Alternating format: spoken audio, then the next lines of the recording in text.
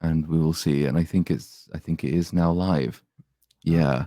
Well, Hello everyone. Welcome to hello, the best show in the universe, probably, maybe. most likely. Yeah, we're talking Godzilla X Kong, the shipping one today, which is a really good film, and that is as far into this April Fool's as I'm prepared to get because I can't keep this up. It's a fucking awful film, and it's absolute dog shit. So we figured, yeah, it's the main thing that's out. I haven't seen any other news, so I guess this is just what we're stuck with. I think that's it. And you couldn't even keep up the charade for more than 5 seconds, but that's fine, I guess. Well, What you're were the you gonna one who's do for the face actually. reveal, though? You promised a face reveal on Twitter, dude. I did, and that was also an April Fool. And it's like you can probably tell from my voice, I'm really tired. So I'm actually got very minimal April Fool standard. I was going to Oh, get a whole thing. I was going to rickroll people. I was going to stick a little green screen dancing Rick Astley, and I'd be like, you see, I got you. And then I thought, I don't actually care. So no, this is as close to the face reveal as we're getting. Um, alright, fine. I with this didn't know if you fucking. had prepped something as an April Fool's, but it's I fine. did almost do that, and then I thought, no, Uh, I can't be bothered. So, but you've actually done a video on this. So, I did. how's that going?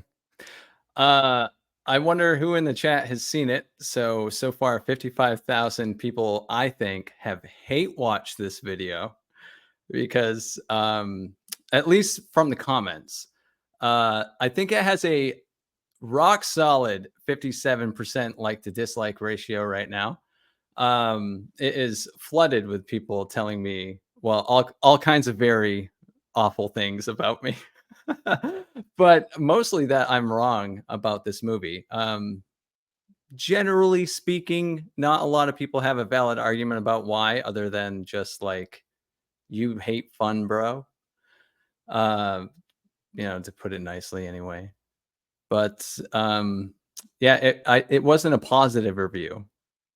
So that didn't go over well with the Godzilla crowd. This is basically Transformers all over again. I went over this last year. If you guys might, regular B-suppers might remember, last year I dropped a Transformers review, and that one exploded with negativity in the comments, let's say.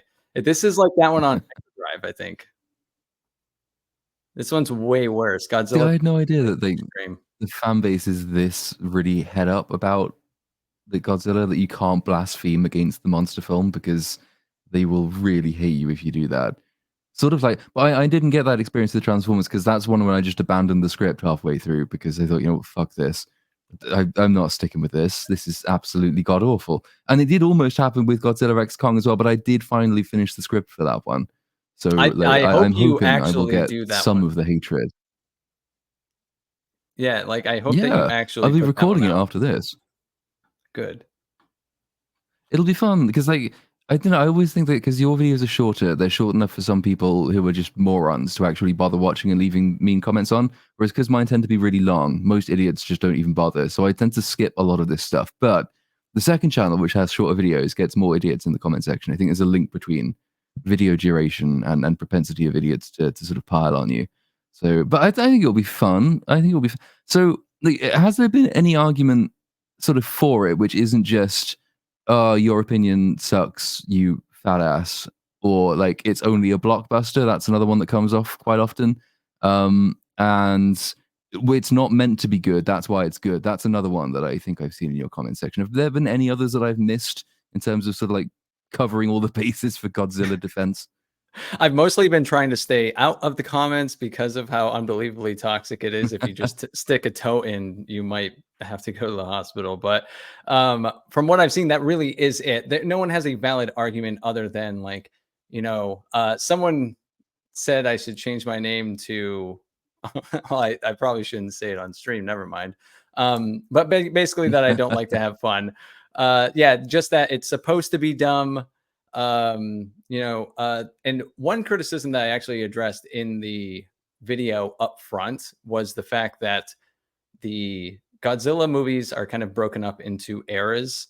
And most of the Showa era is where most of the goofy, or super goofy Godzilla movies were.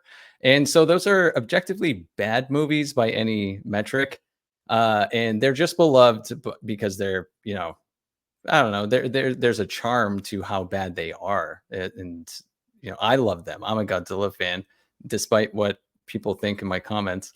But you can't really use that as a defense to say, we made this movie to honor bad movies, so it's bad on purpose, and so therefore it's good. That's the most articulate argument in the comment section I could find, and I already like preemptively talked about it in the video. It doesn't seem to really click with anyone though. They don't really care. That is the argument. We went in there knowing it was going to be shit, and this is what makes it a good film. Yeah. Um, yeah, that annoys. I actually, because I sort of foresaw some of that coming, and then your video went up, and I looked at some of the comments, and I thought, yeah, might as well at least try and preempt it in like the intro script for my video. So like the preemptive defense of the blockbuster as like a cinematic medium, because it's the Jurassic World Dominion thing again. And I think someone in chat pointed out that like EFAP had this problem with John Wick as well when it comes to criticizing that, which is like it's not meant to be high art. Not everything can be Shakespeare. It's just supposed to be an action flick. Yeah. In this case, it's just supposed to be a blockbuster. Therefore, stop critically evaluating it and just turn your brain off and enjoy it. Also, it works for Avatar. Like the same thing applies. So I figure that preemptive defense of the blockbuster is actually just the blockbuster itself. If you go back and you just look at the list of the biggest blockbusters there are, most of these are really good films. They're not things that you have to sit down and say, well, it's a blockbuster, so it's going to be bad. And that's what makes it fun. It's actually that they are blockbusters because they're really good. Jurassic Park, Jaws, the original summer blockbuster, really good film. I think Minority Report was a blockbuster, Oh summer yeah, yeah. blockbuster-ish. That was a really good movie. I remember liking that a Yeah, lot. I have to go back and watch that. actually, where did I did find a little list of? Oh yeah, I did. Yeah, this is I'm just pulling from the script at this point, but yeah. So list of these blockbusters and tell me which of these is really good because it's meant to be shit, right? So Die Hard, Men in Black, Terminator 2, Blade Runner, Saving Private Ryan, Spider-Man 2, Jurassic Park, Raiders of the Lost Ark, Babe, The Iron Giant, Back to the Future, Ghostbusters, Chicken Run, Empire Strikes Back, Avengers, Aliens, Wall-E, Jaws, Dark Knight, Finding Nemo, E.T. Which of these is good because it's shit? Because it's a blockbuster and that's what they are. I can't think Guessing of that's I can't even none think of of them are. any that are arguments that people use as arguments that would even pass a general test with people that watch film. I can't think of It's anything. Nothing you mentioned whatsoever. Yeah, no. nothing comes to mind. But it's like that because then you get to the weird point when it's like it's why I'd almost like just to have this conversation full on with someone who makes this point, just to try and see like exactly how their brain works if it We could does. always I'm dive kind of into the assuming it comments doesn't. if we get bored. We actually could just go to the comments We in could your just go video, straight to the comments. but the moment you could see, like I did this with Jurassic World Dominion. So like, Jurassic World Dominion, and you tell people who say it's supposed to be dumb because it's just a blockbuster. And you say, well, okay, Mm. is Jurassic Park better than Jurassic World Dominion? And usually they'll end up saying, yeah, it kind of is. And they say, okay, so you've already accepted the point that it being a blockbuster doesn't make it shit. It having monsters or dinosaurs in it doesn't mean it has to be shit and silly either. And you've also said that the other older monster thing or dinosaur thing, which was a blockbuster, was better. So you are actually thinking critically, which basically forces you to say that actually there is a way for a shit film to be much better. And if it was much better, it would be way more enjoyable. And you wouldn't have to go there saying, sort of embarrassedly with a bit of a red face, saying, well, yeah, like I know it's dumb. I'm just in it for the monsters fighting, though, right? That's the only reason I'm watching the Godzilla film. Yeah, but It's for you the can even break 15% down of the that film that argument is too. actually monsters fighting. You can even break down that argument too, because I was essentially using that in the video. Um, and this just goes to show that no one actually watched the video. They just clicked on it to hate comment, because they kept saying that I was comparing it to Godzilla -1. And not once did I do that because I actually thought that was an unfair comparison because they are I mean, it's Godzilla bullying is for one thing. yeah. Yeah. Godzilla's a versatile character, so I think that you can have a more lighter tone Godzilla and the more serious one that you get with -1. So, and the example I was using was the movie that it's direct fucking prequel. The one that came out right before it, Godzilla versus Kong, was at least, no matter how you feel about that movie, it was at least better than this one. And that was what I was saying. I said, you know, in the context of the MonsterVerse series, the last movie was better than this one. And that was not an appropriate argument, apparently. Like but that's the thing, is it's that it makes that person automatically know that they have a line, like they have a line of quality somewhere in their head, and ours differs, and but it's not okay for them to have a different fucking line than somebody else. Okay, here we fucking go. Films about dinosaurs and dragons are aimed at kids, not 30 to 40-year-old men with YouTube channels. Okay, is I Jurassic beg to Park better than differ. Jurassic World Dominion? It's like, hey, why do we accept that children just have to be given shit media? Like, why do you take your children to something that you know will make them dumb? I don't understand this argument. Like, you should want the best entertainment for your kids. Puss in Boots: The Last Wish is really good, and it's meant for kids. Toy Story is really good, and it's meant for kids. Star Wars, keep being told it's a movie about space wizards invented for children. Really good. But you take your kids to see it because you know that it's really good and it will teach them valuable, important lessons as well as entertaining them. Just because it's for kids doesn't mean it has to be shit. I don't understand why this point keeps coming up. It's But it's also, woken me we up, so live thank you in for a that comment. time where we still are in that nostalgia bait time where millennials are the ones that consume the majority of media, or at least this form. So this is directly aimed at people our age. Like the people who are going to consume it the most. I would love to look at the demos for this sort of thing. Like Godzilla, when you're pushing something like Marvel and stuff, what you want is, well, what I would have thought they originally wanted was to get the people who love the IPs as kids into the doors, like, you know, the people that were in their 20s and 30s. And then you want to draw kids in because you want the next generation too, like, because you don't want the IP to die or anything. But to think that we're not the primary ones being drawn in still is, I mean, we're, like this, our YouTube channels are talking about superhero movies and pop culture. It is for us. So I don't know. It's a weird argument to make. I literally like talk about It is, and superhero also movies. That's what I do. That's, yeah. Uh, I just think it's, as a general rule, you should not give studios the excuse to water down the slop they give you even further than it's already watered down. Because that's like the extension of the argument, which is that if you know and if you do accept, but I think most people would accept, that it's possible to do a really good Godzilla film. Good that it's not just entertaining if you switch your brain off, but it's actually just good and enjoyable, right? Like, I think in mm. theory that's possible to do. Once you accept that that is possible to do, I don't really see the utility in turning around to a studio and saying, no, no, no, it's fine. Please do insult me by giving me this one instead. Like, what is this? What? Because this film was opened. I think it's got the strongest box office opening of any film this year so far. I think I Yeah, read that, it's like also the second $82 million. Like, it's strongest of the beaten Moon Part 2, for MonsterVerse. example. It's the second strongest of the Yeah. MonsterVerse. I think it opened almost 200 million worldwide. So it's the best opening of the year so far for any movie. Which is wildly, it's actually really impressive, honestly, you know, objectively speaking.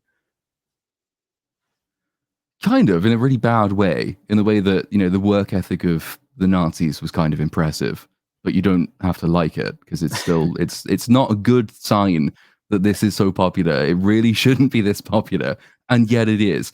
But yeah, so you're turning around to the studio and saying, okay, I know you could have made me a really good film, which would have also performed really well, by the way, but also could have been, you know, something that doesn't make anyone with half a brain want to go and, you know, self-delete afterwards. But you're saying, no, no, no, no, give me more of this. Give me more of the slop, because the slop is the point. That's what makes it good, is the fact that it is so shit.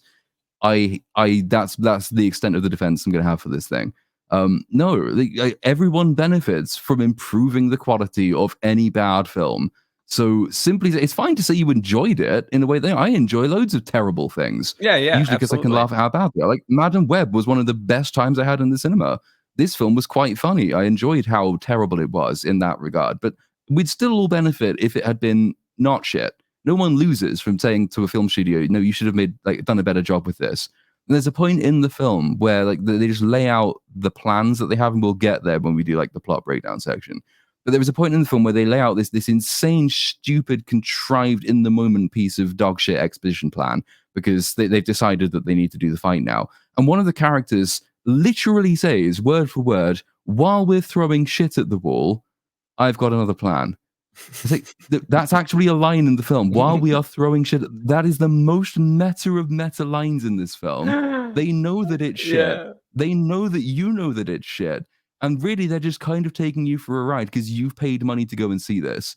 So I found that kind of shockingly funny because it's so honest. But I also think that it's not good, and we should still demand that these things be better. Because if you say that you love this genre, or you love this set of characters, you love the monsterverse, or you love kaiju stuff generally, or you love action flicks, whatever the criteria you're using is, you're the ones that the film is kind of insulting, right? Because the film is telling you that it can't be bothered to do a good thing with something that you love.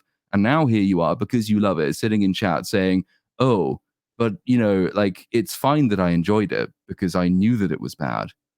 Okay, good for you, but wouldn't you have rather see the words? Wouldn't you have rather see them do something worthy of the IP that you admire so much? For example, it's the difference. Nobody says this in defense of Star Wars: The Last Jedi, for example. No one says, "Oh, but it's only Star Wars; it's meant to be shit." Because everyone knows not how to not accept that argument when it's something that they don't agree with. But no, apparently when it comes to dinosaurs and monsters, there's a different standard that we have to apply. Yeah, because it's honoring an era of movies where it is all shit. Do you know any of the movies that it's referred to in defense of this one, like the Showa era? It's like the one that's in the background, for example, is part of that. I don't know. I've probably seen one or two of them at some point, but Yeah, they're just, I can't recall absolutely them. horrible movies. I showed in my review of Godzilla using his own atomic breath to like fly across the screen. Like that's part of that era.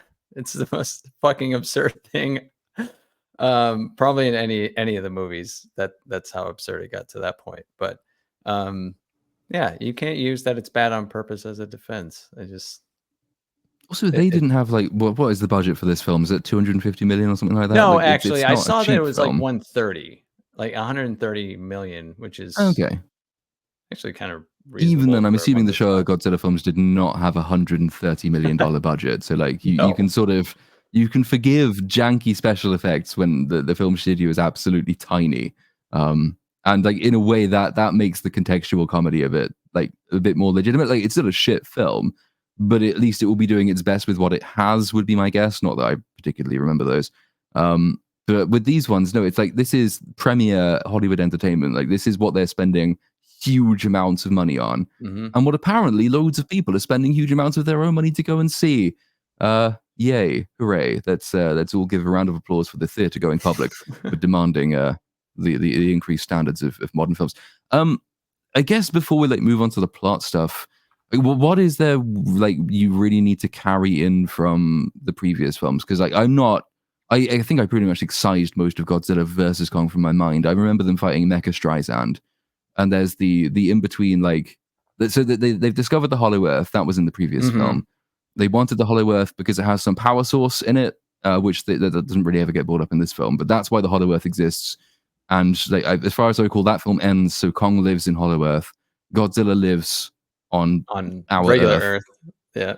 regular Earth, and that's kind of how they left it. Was there anything more important than that? I mean, obviously they introduced a couple of characters. They introduced a couple of people who are also in this film, like Yeah, the little Dr. Indian girl who can't Andrews, act. Dr. Andrews, played by Rebecca Hall, is the only really noticeable name in this one now. Millie Vanilli Bobby Brown is not in this one because she probably couldn't be afforded. And the Skarsgård guy is gone too. See, that's how little this stuff that matters. Those characters aren't even mentioned. They're just not around anymore, and that's fine. They're just not brought up. They are replaced though with. Well, we'll get to that. Actually, we'll get to their replacements when we get to the plot. But Yeah, God's But the and there's two carry through characters. There's Rebecca Hall's character, as you said, it's yep, Doctor she's carry through. Eileen something or other, And and then the Gia. other one who turns out to be ridiculously like important to this film is deaf Native American girl. I couldn't remember what her actual name was, so she's just called Echo in mine because she's Native American and she's deaf and she can't act. So Echo it is. But she turns out to be incredibly so like her backstory in the previous film is that she has this like she's the last member of her tribe and she can sort of psychopathically, telepathically via sign language and brain powers communicate with Kong. Mhm. And she can't pull a single facial expression. Like really remarkably bad actor. But those are like the more important parts of her character. Is she has this psychopathic link. She has a psychological psychic link with Kong. And Right, she's in this one too. and it's just they don't because they communicate via sign language. So it's just like a link of knowing where each other's presence is. Well, yeah, that's the other. So she can use sign language to do it, and she can also use the Force. So they communicate with sign language, but she can sense where he is using magic. Hey, just in time, just starting the plot, dude. Oh, sick. This movie is awesome. Oh my Oh god. my fucking god. Okay. Oh, dude. So sweet. I'm having a hard time understanding how no one would have a fun time with this movie. This is amazing. All right, we'll have a very It's sort of like fun in the fun to rip on sense. So you have fun with it. Like in the Madam Web sense, yes, it was very fun. Oh no. Yeah, that's what I said. I said when you asked about it on Twitter, Platoon, I said, yeah, it's closer to Madam Web. Like that's how honestly a lot of the dialogue is in particular. And some of the plot choices, we'll get to it. Fuck it. It's really annoying. I can't show it though because maybe I will pull the occasional bit up. I have procured myself a copy, but don't tell anyone because it's illegal. So I'm trying to think where. So I guess like the beginning is probably the best place to start, right? So like it begins. We go directly in the Hollow Earth thing. Like that's where we start. Like the latest CGI Vista, it all looks like a video game. It's great, and Kong is being chased by Man bear hyena rat bat. Yeah, fuck yeah, that's a good point. It's man bear pig. That's what I said in my videos. Man bear pig. Yeah, lots of man bear pigs. I couldn't like hyena rat monsters, but no, man bear pig is better because that's what. So he's being chased by these monster things, and that he leads them into a canyon, and it turns out that he's placed. Oh, we've lost Backface. Oh shit. Shit. Oh. So Kong, as we find out throughout the course of this entire film, has just left random traps all over the place, which become really convenient when the plot needs them to be. There's I have no idea why he does any of this. Well, this one is the first one's the only one that makes some kind of sense because I guess he kills these man bear pig things to eat them or something. Mm-hmm. But so he runs them down this ravine and it's a dead end. And you're supposed to think, oh no, Kong's going to get killed. And then he triggers the trap and then the boulders fall and they all die and they fall into a pit full of spikes. And then he picks the corpse of one of them up and rips it in half and bukakis himself with its blood. And it's awesome and cool, right? This is what we're all in for the monster films for because we love seeing the monsters. Oh, look how do the badass Kong is. Ah. Yeah. So he does that. There's also pterodactyls. The pterodactyls become relevant later. And then yeah, so he kills them, eats one. Well, he goes away and has a shower because after bukkake you do want to clean yourself off, and then he tries to eat one of them and then he chips a tooth, right? And so this is incredibly important to the film. Toothache, but the it's tooth also thing, not. but it's also not. It's just but it recurs 4 or 5 times. It does drive the plot along. It's just also it doesn't drive it anywhere in particular. So he now has an infected tooth. This is really highly important for the plot because it will be repeated later on a couple of occasions. No, 4 occasions I think as the tooth comes back. And then we sort of go away because this is the end of the monster bit now. Now we have to go and spend. So for all the people who say, "Oh no, I only watch it for the monsters fighting," that's what makes it good. So okay, you enjoyed 15% of the movie because now we're after the people. We're after the humans. The humans, the best bit of the film. Or at least the longest bit of the film, the people we spend almost all of our fucking time with, these people. So you've got what's her name, Dr. Eileen thingy. What even is her? Eileen Andrews, is that the one? Andrews, yeah, Dr. Andrews.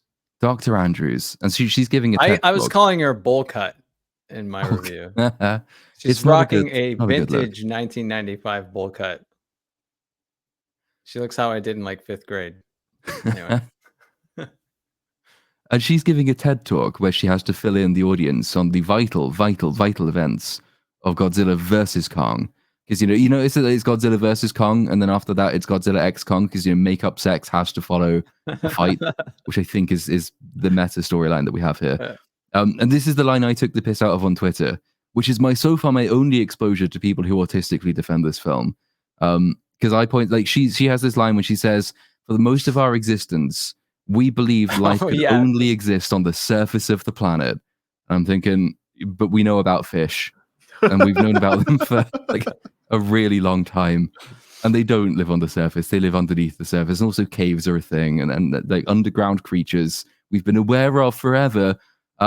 So that's a dumb line to stress what the film needs to stress, which is that, okay, we remember, guys, I know you forgot everything about the previous film because they're designed to be forgotten, but we now have this world beneath the world. That's what we're angling for here. They just found the dumbest way possible to put that back into the script.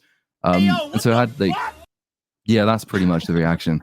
Then you had people like sort of say on Twitter, like, well, no, but the surface of the earth, that's like that she's referring to the crust, right? That's what she's talking about.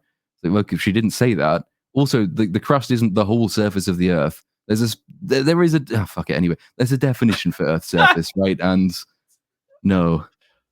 I would just like to point out, you're getting stuck on her saying something about the surface of the earth, and like literal gravity doesn't apply in this movie.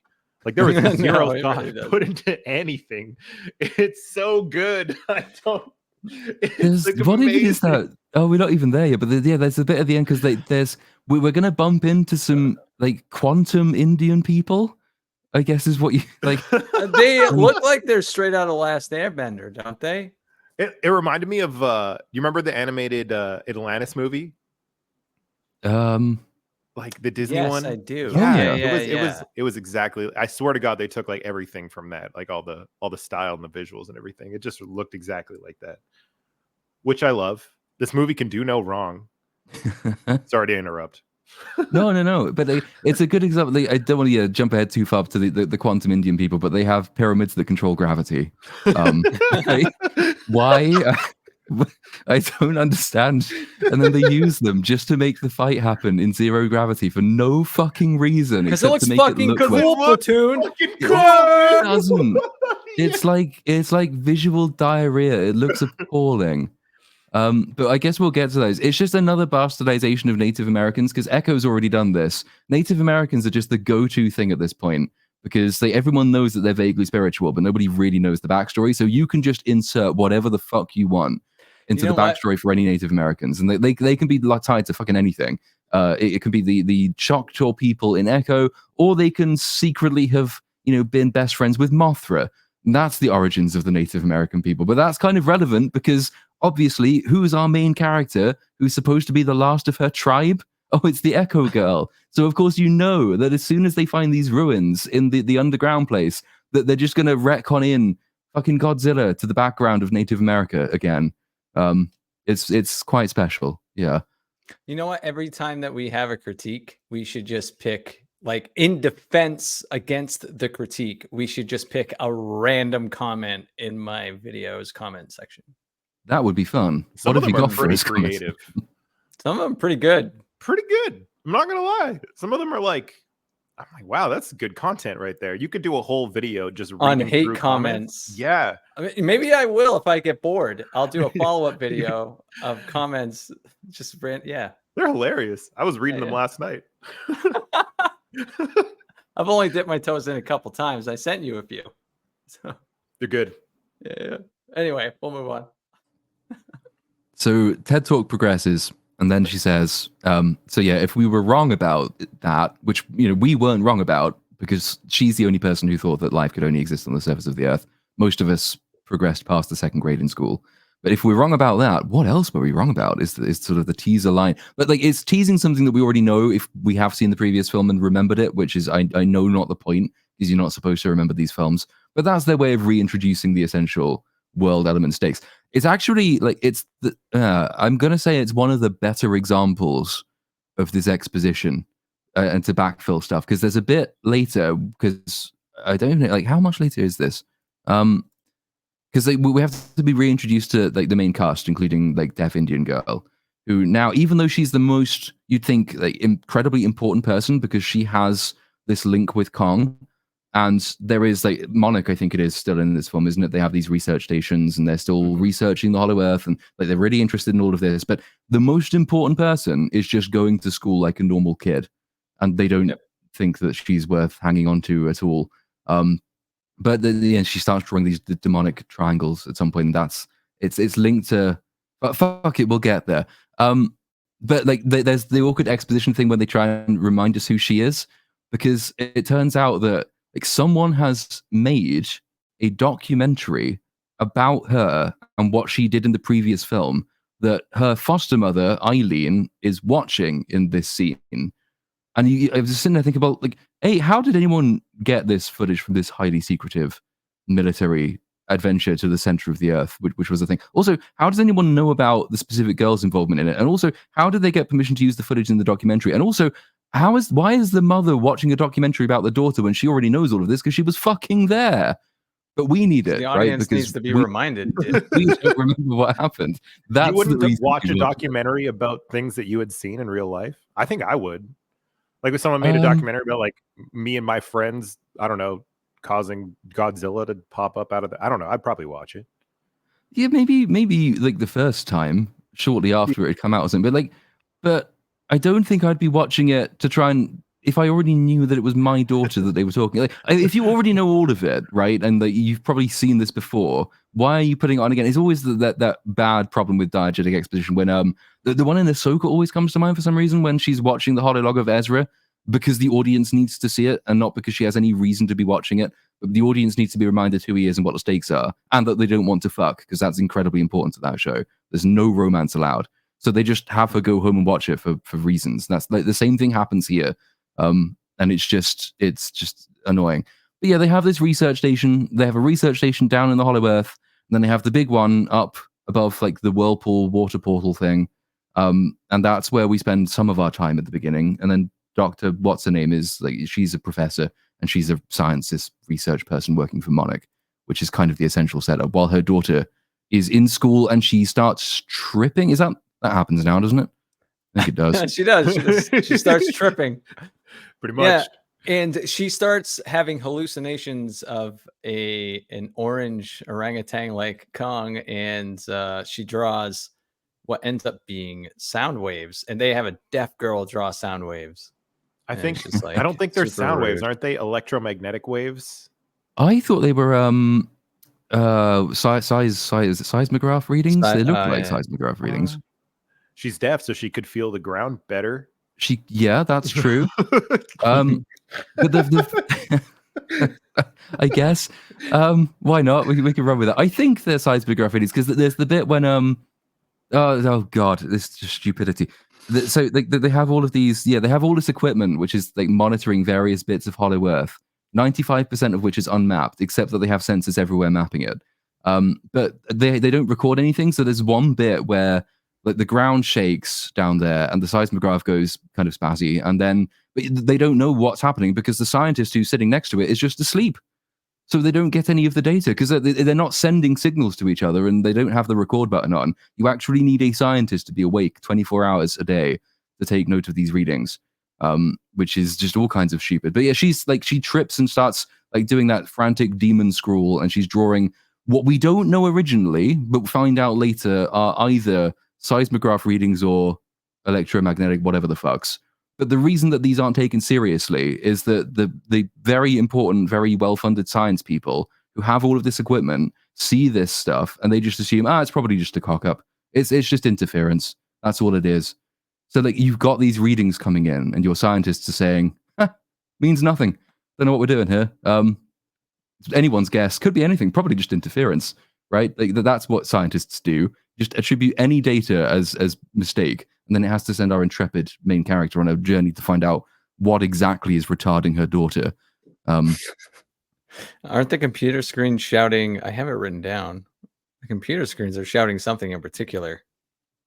And oh yes, they are shouting "Uncharted area detected." Oh, that's the one. Yeah, because then we piss off back down to Kong's thing, and it turns out the trap that he laid earlier, where all the dead man bear pigs are, for reasons, just reasons, the floor collapses into a new realm, I suppose is what it is. And yeah, they have the computers sort of go a bit mad about this because they have, even though they haven't mapped 95% of it, they can instantly 3D map the bit where the hole falls through. And so they know that it's opened up into a new place, which got me curious because I don't remember much of the previous film. What exactly is the Hollow Earth? Because when they travel down to it, it's like 2001: A Space Odyssey, right? They sort of travel through dimensions. And I had just assumed it was just literally a massive cave. But is it not that? Is it actually multiple dimensions? That's what I thought it was too. I thought it was just... I think it's supposed to be like technically inside the Earth, but they take like a wormhole to get there because otherwise it would take like 2 days or something crazy, you know? So it's like you can get there the slow way, but everyone fast travels. Yeah, it's literally video game fast travel. So there is a back way. I would, if you dig enough, I'm sure you'd get there. You know? Because a lot of this movie is very video game-esque. Yeah, I mean, like the perfect. characters upgrade and Godzilla literally sits and charges like Piccolo for the entire movie. Yeah. Insanely cool, man. Having gone through like killing various different monsters to eat their own power. Yeah. That's like he's just on a power-up quest. So cool. Dude. Wow. There's a fucking Rayquaza in it from Pokemon.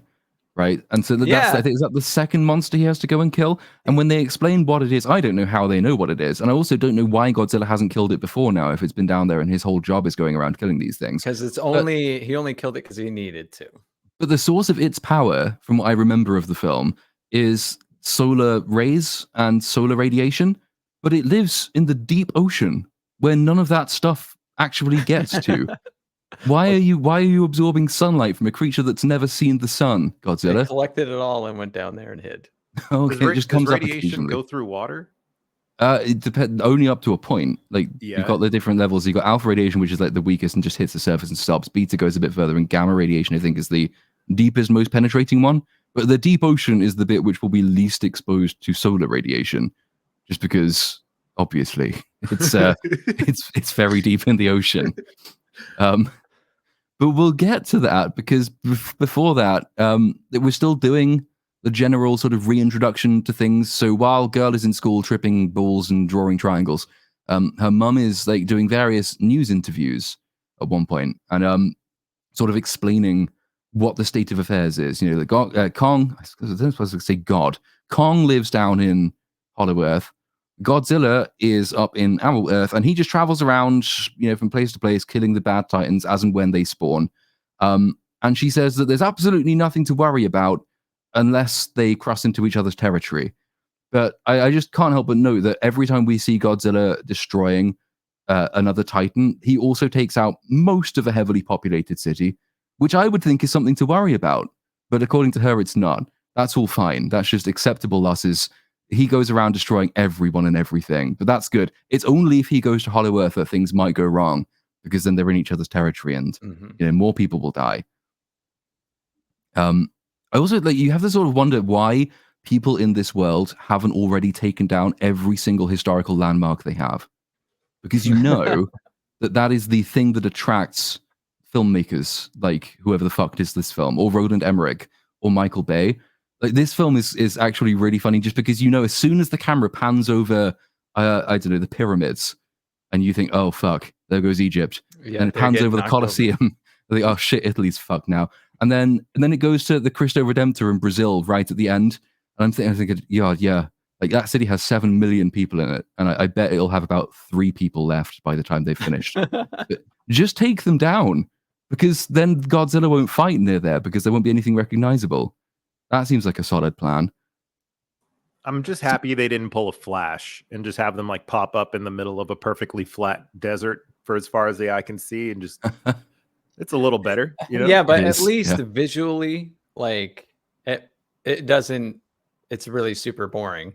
But like with superheroes, that makes sense because we were complaining at the time about, or like 10 years ago, about like Superman fighting in the middle of the city and not giving a fuck about people's lives. So they started having, big battles take place outside of the city. So then we I think after this we cut back to the school where does she, I think this is the point, isn't it, where she's called in by the teacher to the school because Echo has been psycho drawing demonic triangles or something.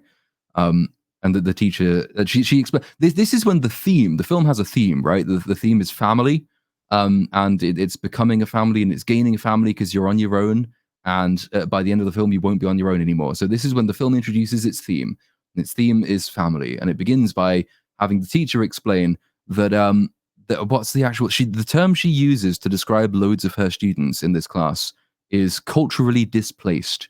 So Echo is having problems because she's culturally displaced. And I'm thinking, well, given that Godzilla probably has destroyed most of the majorly populated cities on Earth and created a massive refugee crisis, I can definitely see why you have lots of culturally displaced students. That makes actually quite a lot of sense, world building wise. But then Dr. Eileen says that no, she's not like culturally displaced. She's the last person in her culture, and she's alone, and she feels alone, and that's her problem. And throughout the film, we will get this because that she's like a foster mother, but she's not really her mother. But will she have to let her kid go to live with the quantum Indian people, or will they become a family at the end? And to no one's surprise at all, they become a family. That's the theme, though. Family is the theme. That's a nice theme. And yeah, they have to sort of drive that home so that she takes her out of school, and Echo is in a bad mood, and they drive away. And that's sort of the end of, I guess, the introduction. We've reestablished essential world building stuff. We've introduced the theme. We've reintroduced the characters. Apparently, there is a plot. Yeah. What were people's impressions of the opening of the film? Was this setting you off thinking, oh yeah, this is going to be way better than I expected? No, by the time it got to the part where Godzilla fights a crab monster, or did that happen before she started drawing her demonic things? That was in the intro, right? It was before the title card, I thought. He attacks like a crab monster himself because you have to introduce Kong and Godzilla, of course. And by the time he explodes it and it goes like full piss supernova, it reminded me of Guardians of the Galaxy Volume 2. And I was like, oh, mix that kind of silly flavor with like the last Godzilla versus Kong movie, and this is going to be super over the top. I think I actually text Vex, I think, and I was like, this movie I'm 5 minutes in, this movie's fucking crazy, or this movie's like wildly over the top. So I don't know. I certainly felt like it set the tone for what I was about to get anyway. So yeah, it sets the tone really well. Makes you realize that it's silly. It's kind of easy to follow. I literally watched one where all the sign language, the subtitles were in Spanish. And I could follow along perfectly. We were at the same cinema because I had the same thing. No way. No, but I didn't see you. That's wild, you guys. We must have gone to a different showing. Oh no. Yeah. Oh yeah. You missed me with all my popcorn. But yeah, it just kind of reminded me of like in the chat. This is perfect. It's just like Fast and the Furious. It's like, maybe these movies were good once. There was an iteration that was good once, and now it's just silly. Like, I want to get really drunk, not really want to pay attention to what anyone's saying, and just yell every time a big explosion happens. That's what I was starting to feel. So it's pretty good. Do you think that this movie series is kind of like that then? I feel like that series has people who will defend it unironically. Like, yeah, this movie series is fucking awesome. And actually, they don't understand, or they won't agree that it's schlock that they just enjoy. I mean, I am that person. Which one? I'll defend Fast and the Furious. You think it's like good? No, but that's why it's so you're good. not. But it's like, to me, I'm always going in like, okay, I'm going to try and understand the intention of the person and the people that made this movie. And Fast and Furious and this movie, as soon as you get into it, you're like, you're making a nothing movie, and I'm in. And then I just can put my brain in that mode, the off mode. That's what I like to call it. Turn my brain off, and then it's just fantastic. Just enjoy all the colors. Yeah. Colored slime. Who doesn't like slime? This movie is visually really beautiful, but it doesn't look realistic at all, though. Like, it just looks like a really nice animated movie. Like, it looks like a nice animated film. This was like bits of it, dude. Like, there are other bits which do look absolutely horrible. Like the trailer shot when they like burst through a portal and start running through quantum realm, and this makes Ant-Man look good. I mean, it's so bad. I don't understand how they got that in the film. I know, because they're animating 300-foot monsters at all times. So like $130 million budget, when you see what other movie studios, even though I don't think they spend their budgets well, but like when other studios have $250, $300 million budgets, and they're not using nearly as many full CGI shots as, or at least like shots that are just full frame CGI, like Godzilla and Kong fighting other fucking monsters. Like the CGI, there's a reason why it looks like a cartoon. It's because I don't know. There's no way they could afford the time and therefore the amount of money they'd have to pay these animators to make that look realistic. I think the real world sections tend to look better. Funnily enough, I watched Chris Stockman's review of this film, and he actually reviewed it. God. I was kind of so he liked it then. Well, but he also had some like criticisms of it, which I thought were not bad. I know it's not. It shouldn't be seen as this remarkable thing that a professional YouTube critic actually does a job.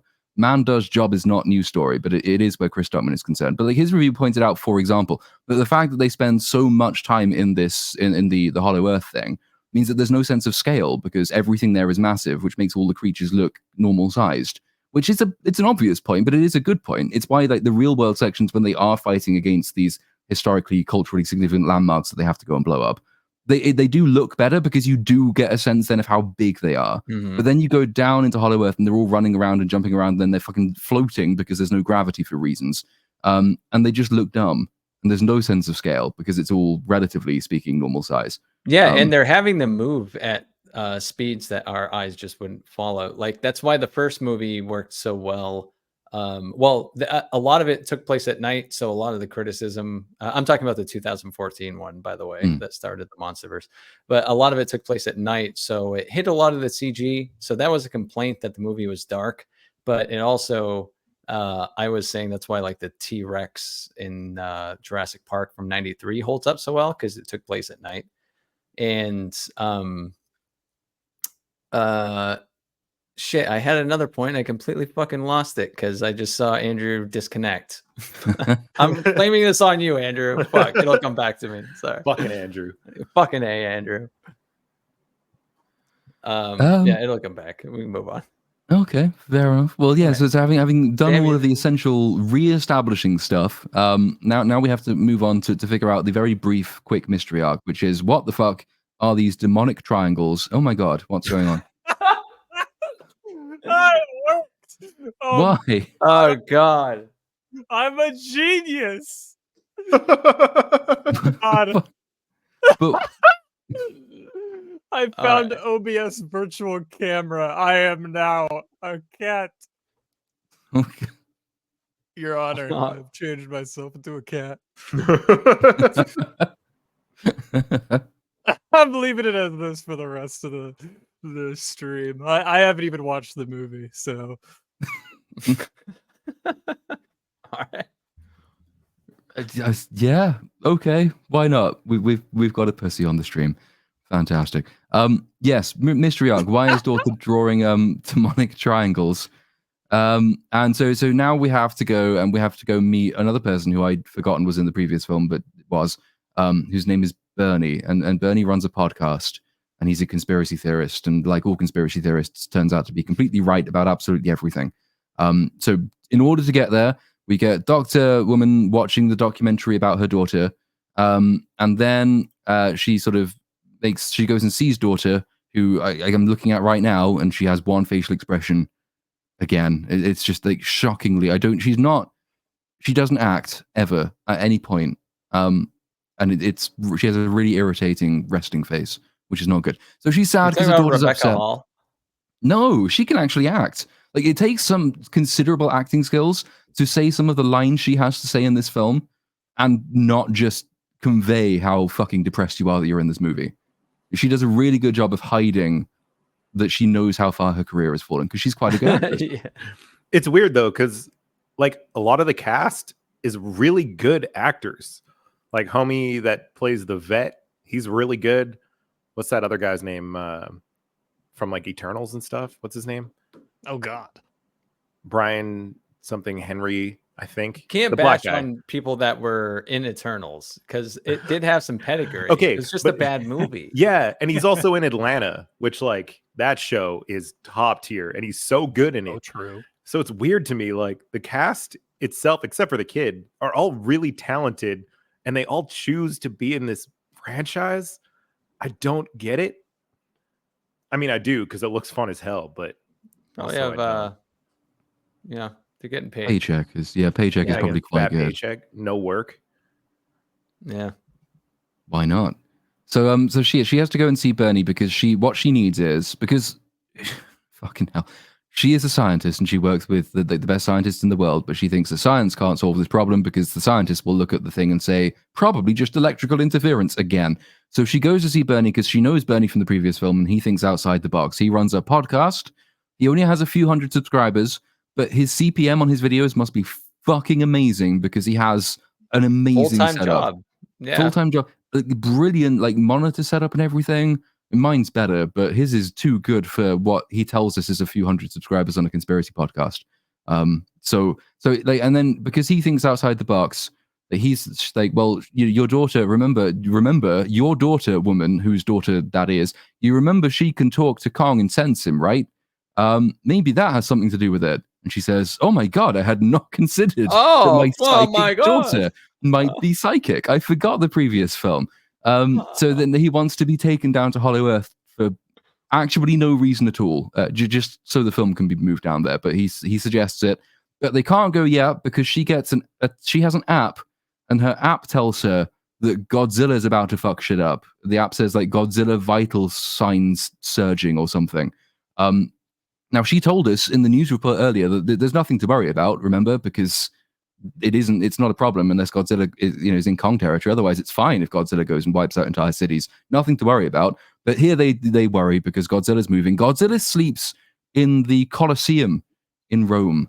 And he's quite sort of careless about how he gets in and out of that thing. He just kicks through. What? Such a gangster, dude. Absolute dink. Such a thug.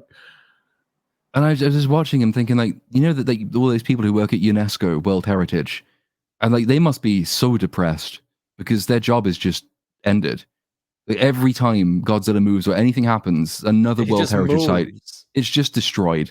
And they're probably all just sitting there, they're watching it, and they see him waking up in the Colosseum, and they think, oh, please be careful, please be careful, please. And then no, he just kicks his way through a wall, and I'm sure they probably all just cried and resigned because it's, that you can't put people in those positions. That you can't expect them to work in this situation. It's just miserable. So then he just wanders off down the river for a reason. Now, I can't remember like what exactly has triggered him here, because the inference would seem to be same thing as the he heard the same signal, right? But the problem is that because the film has previously said that it's only if Kong comes up that things get bad, and Kong is about to come up, so you think, okay, so he's just off to fuck up Kong. Then it turns out that no, that they've got nothing to do with it at all. Kong comes up because Kong has toothache. Speaking of which, Lofty is here. How are your teeth? They're getting better. It's still healing. It's fine. I had my wisdom teeth out 2 weeks ago. I haven't smoked a cigarette in 2 weeks. That's kind of a bonus. That's good. Yeah, I was like, Congratulations. I was addicted before that.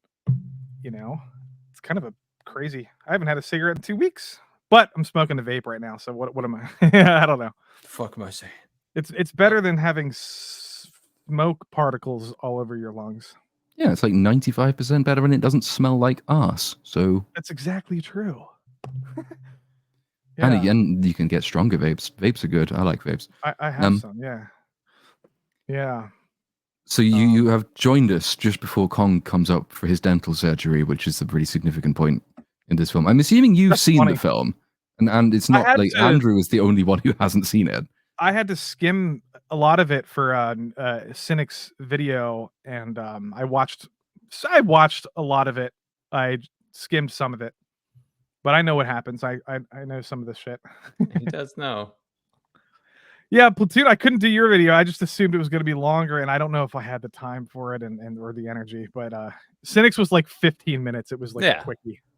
Yeah, no, I've Easy not one. recorded mine yet. I'm hoping it's only like an hour. So for me, that's really short. But Yeah.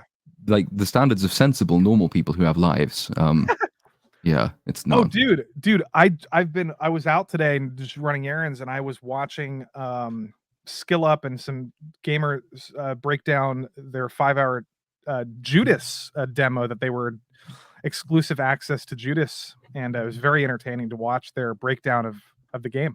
So very happy for you. Yeah, no, it was fun to watch that. Oh, you saw and that just- too? Yeah. Yeah, well, yeah, because I think, yeah, obviously we weren't allowed to talk about it until after it came out, which is it's the most frustrating. But even then, you get the doubly frustrating thing of knowing what they're referring to and they're not allowed to talk about. And it's yeah, you've barely scratched the surface, but you know it'll be good. It'll be good. It'll be worth the wait. We hope when it comes out.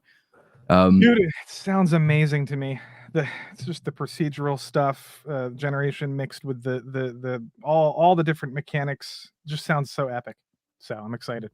Yeah, it'll be infinitely better than the film we are currently reviewing. That's the very least that can be said. It will look better and it will actually have a story. Good. so that's encouraging. So Kong is on his way up. Godzilla is on his way off. You kind of might be forgiven for thinking that those two things are related. They're not, because Godzilla has, we assume from later on, he's detected something else. So meanwhile, we rejoin the science people.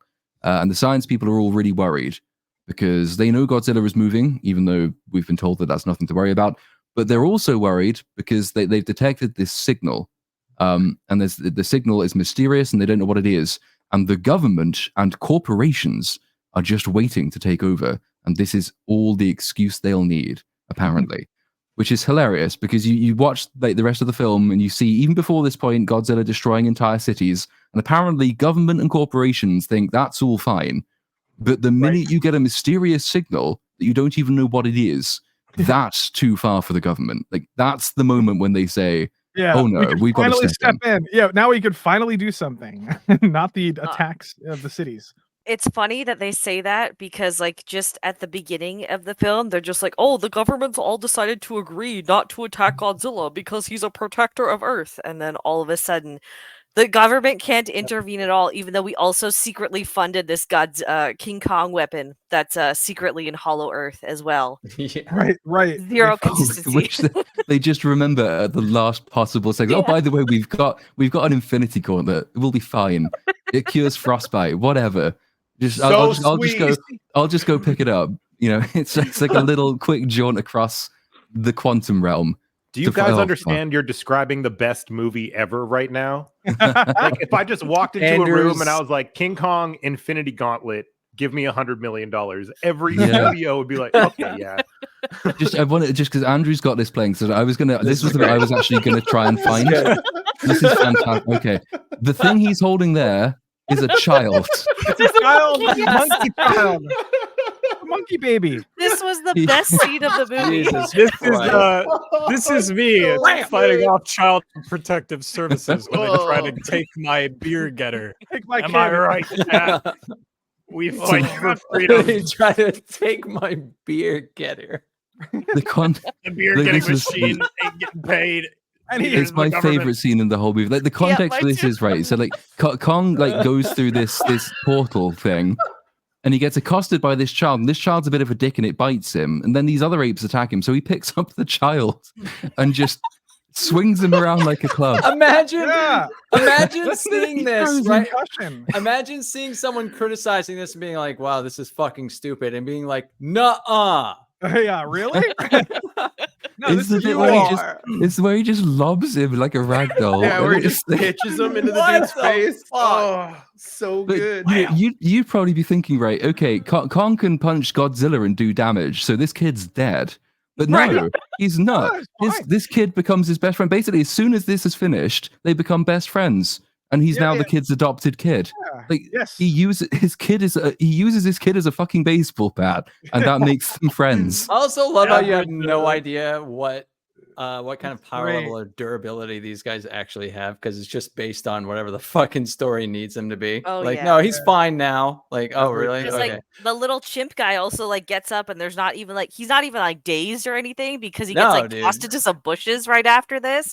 He's just like, yeah, cool. I'll take you to deeper Hollow Earth or subterranean Earth.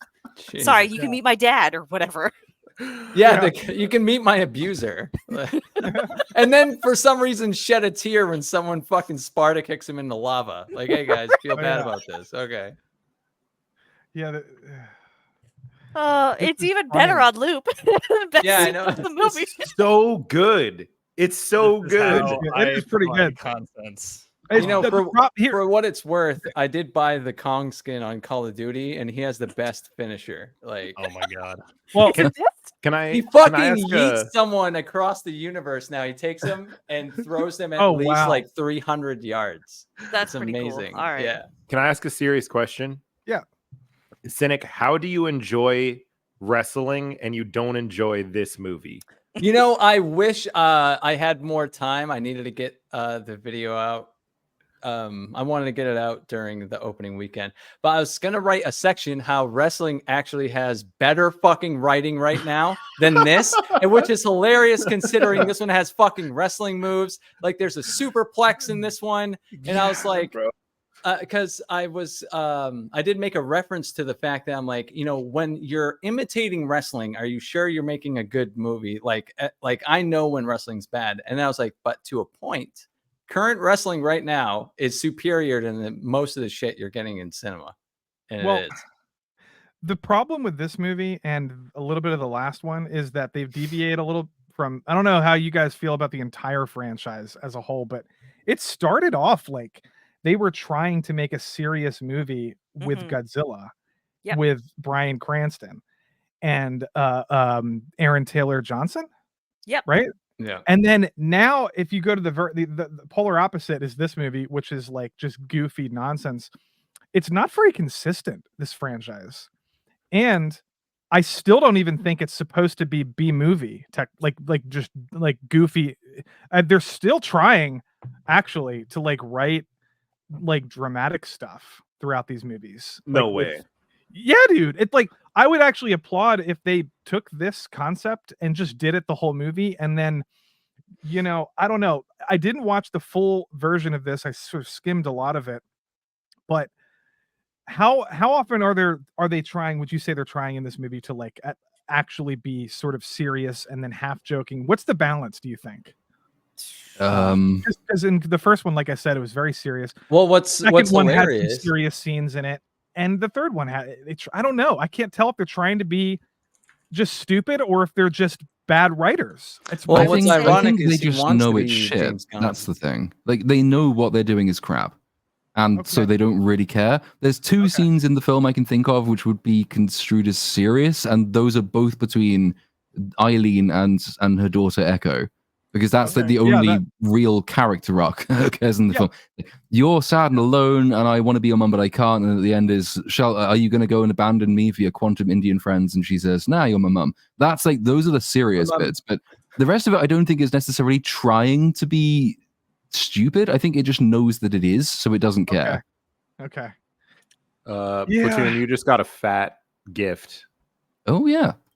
Thank you very much to JMac for 50 little Platoon memberships. Wow. That's very kind of you. Thank you very much.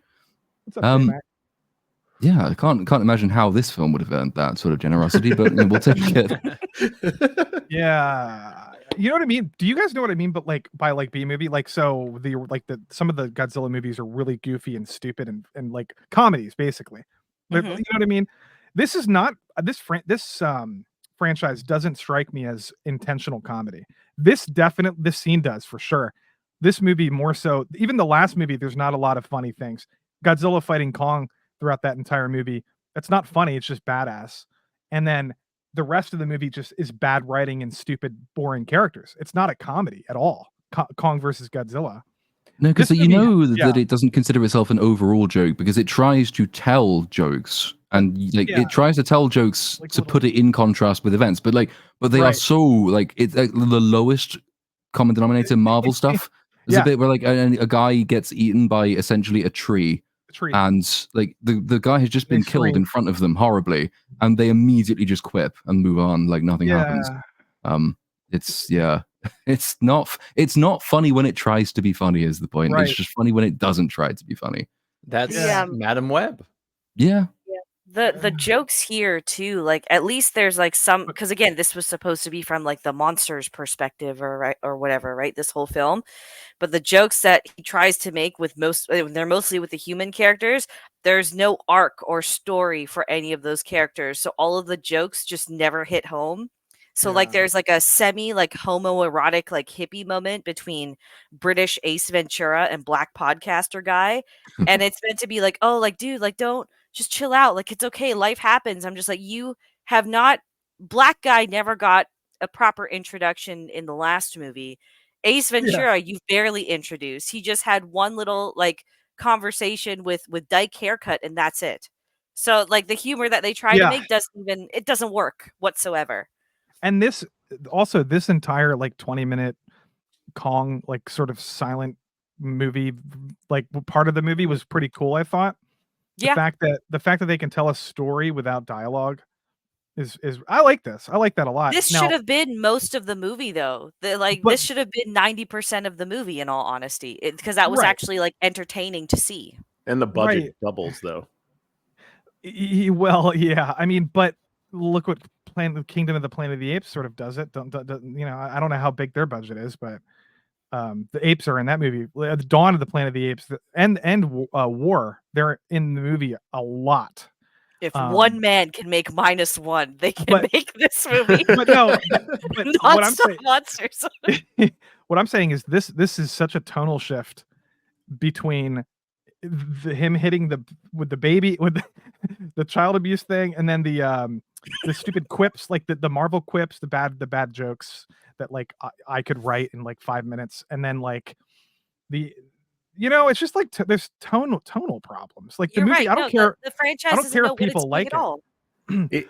But I'm saying a lot of my friends like this movie, and I'm like, that's fine. And I kind of, it's okay. It's okay to like just nonsense entertainment. I love Pacific Rim.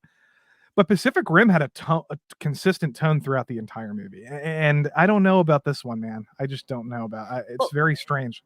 Pacific Rim, by comparison, knew what it was trying to be, right? It's very anime, very cartoon. Yeah. Exactly. Yeah. Like this one, like you said, it switches too much. Everything else before this was very serious. Even if we think about Skull Island, also tried to be extremely grounded.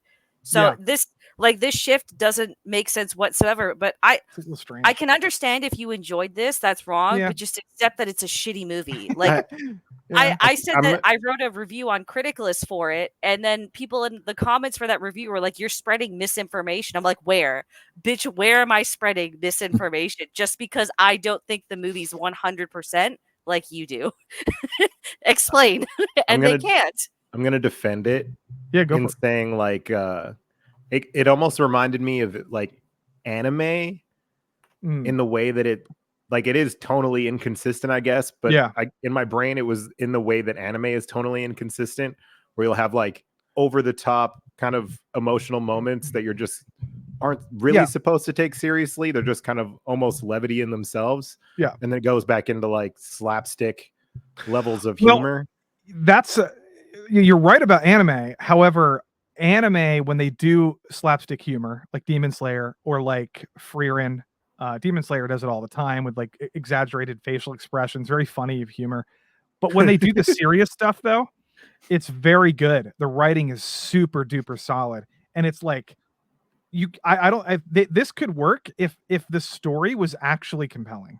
I feel like there's a room full of writers, and they're all like, "What movie are we writing?" And someone walked in, and they were like, "Godzilla and Kong are gonna fight together this time," and they just first drafted everything, and everybody was like, Yeah, sure, cool. Yeah, which I don't even care because no one's showing up to these movies to hear the dialogue.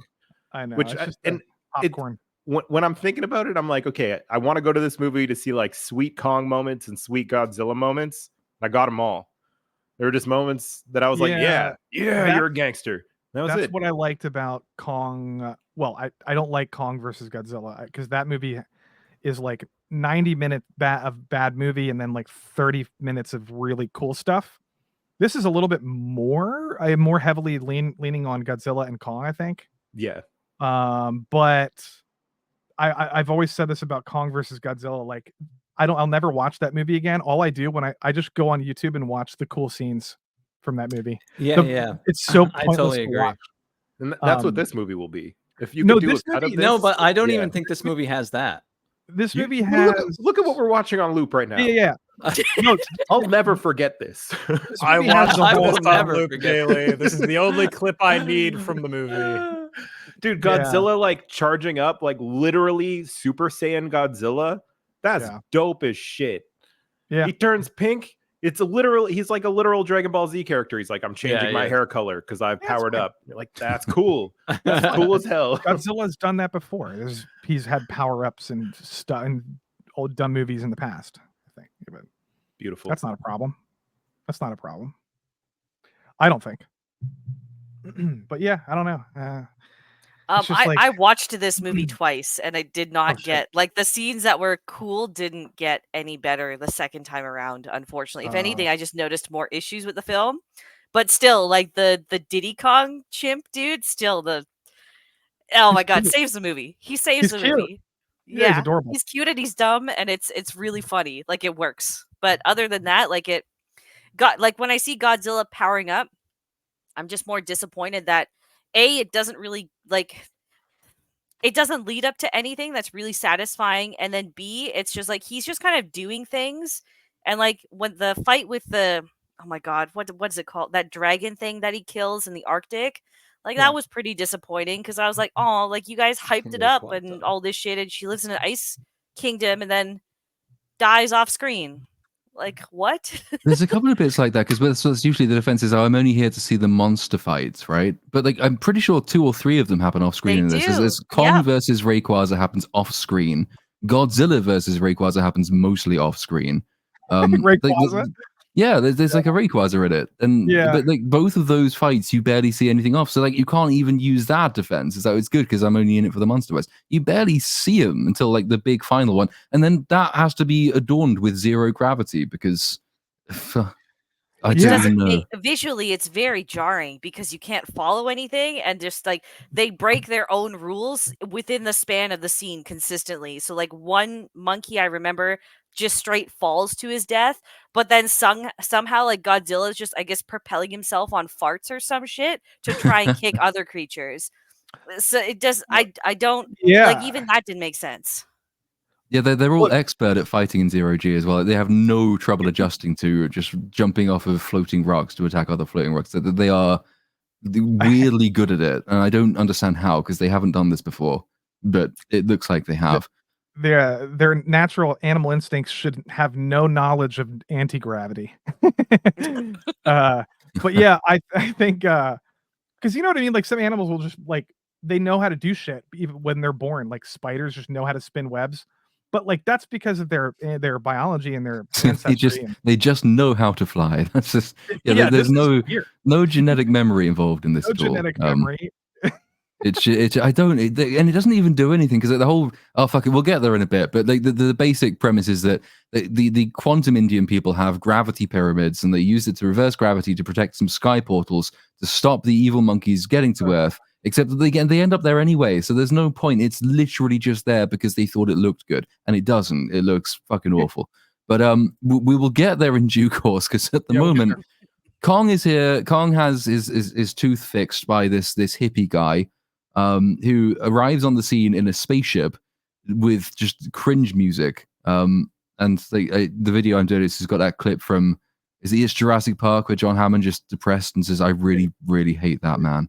Because he's just annoying all the way through. So he turns up.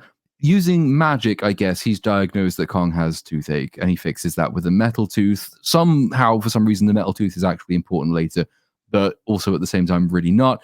And then they decide what we have to do is find the source of the secret distress signal, whatever the fuck it is. So we're all going to have to go down to Hollow Earth. They have the worst hero walk I think I've ever seen. Yes. It actually looks embarrassed of itself. Yeah. It's so bad. The 80s synthwave just pops in for like that 3-second interlude and just like, wow, this is the most depressing search and rescue team I've ever seen. And it's only 3 of them, and one of them's like a fairly frumpy possible lesbian, a girl who just has no facial expressions, and then a guy in a Hawaiian shirt. And it's just this is not why would you put this in the movie? It's not meant to be there. I'm sure it's not.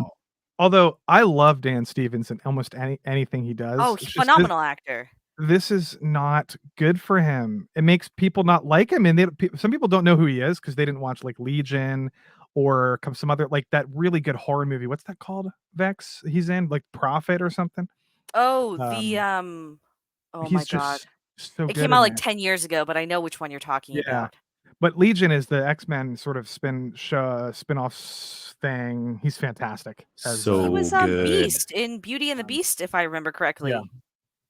Yeah, it's just like, but this character is so dumb that like I feel bad. It doesn't show any range. Like he feels very wasted. Like Rebecca Hall, I'm just kind of like meh. But like you have Dan Stevens on your cast, and you don't like you make him the butt of a joke or attempt to. Like that's disappointing. Doesn't it make you wonder? Like maybe these are the funnest movies to film. That's what it makes me think. I know why they're doing it. Yeah, I maybe actually maybe I don't even know. Maybe it's not fun because they have green screen everywhere. I don't know. The Guest, thank you, Gord. Oh, The Guest, the movie. But also Rebecca Hall is always boring to me in anything. The comparison I would use is Alexander Skarsgård from the last movie. Mm-hmm. That's another character that they like. He's better in everything else except this movie, except that one. Yeah, you know. They're not good at writing characters. He was like a raging nerd, I think, in the last one too, wasn't he? Yeah. He's just Alexander Skarsgård is an iconic actor, and they couldn't even get and Bryan Cranston they killed in 10 minutes, and then this might be the worst franchise for character writing, I think. Currently, well, they kept Alexander Skarsgård's shirt on the last movie, which is a damn disappointment, to be honest. So yeah, he's jacked. But even the Jurassic World trilogy has Chris Pratt. It has some interesting characters, you know. But this is just nonsense. It still feels, for some reason, to me, it feels better than Marvel, like for actors though. I don't know what it is. Maybe it's just like not high caliber enough, or it feels like your reputation isn't going to be ruined by doing this movie where if you do a bad Marvel movie. Exactly. I would assume that's more because like there's there's something people expect when it comes to a monster movie, right? Like how often do you see a truly moving like top of the line monster movie outside of -1, which we just got kind of deal, right? Whereas Marvel goes all over the place, the superhero genre, right? So it can lean super serious, it can lean really funny. There's so many other directions with it. Although monster movies used to be great with Alien, Jaws, the Host, South Korean monster. Okay, let me rephrase this: giant monsters. But yeah, giant monsters is like Pacific Rim, and like it's just it's supposed to be goofy. Cloverfield, Kaiju. Yeah. I think we're derailing Platoon's narration. I'm sorry. No. On the contrary, otherwise, I've got a whole fucking video of narration. I don't need to be doing all the narrating for this one. We're only like 20 minutes into the film. I know. I know. We're not that at all that I'm looking at it right now, but we are 27 minutes and 14 seconds into it. My mistake. Thank you. We're live in the theater, folks. We're live from the theater. So they decide just to shove the plot along. I say the plot, whatever the fuck this is. That they have to go down into the Hollow Earth. I keep wanting to call it the world between worlds for some reason, but it's Hollow Earth. And so they're joined. There's the main of them is that you've got what's her name, Rebecca Hall's character, Eileen. You've got bad actress, Indian girl, Echo. You've got podcast guy. You've got hippie. And they're joined by, I think this is the man who plays the sort of brusque, fat Scottish grunt in Andor. And he plays a kind of similar part here in that he's a villain because he's cynical and military and white, so he's bad. And he's gonna in Andor in this movie. Oh, it's Pete. Yeah, I'm sure it's the same actor. Either that or it's just another fat Scottish person, but I think it's the same person. And he's the only person in this film I actually like because he's kind of sensible, which means, of course, he has to die because we can't be having sensible people. Yeah, also that, yeah. So he flies them down. He's the pilot. And then they go, and then we have just essentially this extended 2001 sequence when they fly, and it's like, my God, it's full of shite. And they end up down in the Hollow Earth. There's actually a setup here, and I'm going to point it out because setup and payoff is the kind of basic writing stuff that this film otherwise completely fails to do. Mm-hmm. But they fly through Hollow Earth, and hippie guy points out that there are some pterodactyls, mm-hmm. and they can shoot electricity. Mm-hmm. And so you think, okay, I could just see these coming back and fucking up a scene later, and they do, which is good because they pay off. They introduce them. Then we hear nothing else about them for the rest of the film. Then later he says, while we're throwing shit at the wall, I've got a plan. He actually says that they're throwing shit at the wall. He goes and then he finds his electric pterodactyls, and they come and briefly interrupt a fight scene. So we've set this up. Well done, film. Well done. Pterodactyl. Was there any... sorry, go ahead, Lofty. Oh, I was just going to say, well done for that, but they failed to set up the gauntlet that came out of nowhere. Yeah, I mean, that's just that was throwing shit at the wall. Did they? I don't remember if there was any instance in any of the conversation leading up to this where it was alluded that Ace Ventura A had any sort of military background to fly the planes, or B that he had even been to Hollow Earth before to know what those bird things were. I don't think there is any setup for that at all, but what they're trying to do and what they do is that they play him off. He's the good guy because he's really in touch with nature. And that's the sub-theme for this entire film, is that it's good to be in touch with nature and the balance of nature. And they play him off in juxtaposition with Fat Bastard, the fat Scottish guy, because he's like very anti-nature. And the way that they bring this out is they land they land in Hollow Earth. And they're going through this jungle, and Fat Bastard's getting bitten by mosquitoes, and he hates it. And the hippie guy, he lets a mosquito land on his hand, and he lets it bite him. And he says they only do this because they need to feed their eggs. And I'm thinking, well, this is true. But you've also now got mega malaria, haven't you? So that you're going to die inside 4 months. He also says, well, she needs it more than I do. And I'm like, my guy, wait, what? Dude, he guilts the other guy for being like, that's fucking weird. Yeah, but like, that dose of malaria is probably like 1 million times stronger. Mega malaria. Exactly. It's giant malaria. That mosquito is engineered to bite things the size of Kong. Like, he's fucked. Nature isn't your friend. Nature wants to kill you, and it has loads of ways to do it. In fact, this is why I like Fat Bastard as a character, because he's the only person who actually understands that the world is dangerous and nature sucks, and you shouldn't be friends with it. But because of that, he has to die because he's got, a head on his shoulders. Platoon, have you ever read Journey to the Center of the Earth? Or anybody here? I read it when I was tiny, but I don't remember very much of it. I came out of the womb reading, it was hot in that vagina. I was reading books and I think yes, I read books in the vagina. This is what I did with my time. What the fuck just happened? He said when he was tiny, I was like, what are you reading when you sounded like a country. I thought it was a Will Ferrell skit. I was doing the Will Ferrell skit. I was doing the Will Ferrell SNL skit. It was hot in there. But no, I think that's a great example of you could do a Hollow Earth and you can take it sort of seriously, because those guys are like very like scientists, and they go down, and it's kind of a serious book. I don't think it's ever had a good fair adaptation, but I don't know why they have to do this. Just like, here, let the mosquito bite me, and then like not explain that whether or not the guy. How does he know this? Didn't you ask that, Vex? How does he even know all this information? Like, is he a science? Like, is he has he been here before? He's a vet. Oh, he's a vet, isn't he? Yeah, there is that. He's a vet. like all That's all vets. the explanation I need. He's a vet.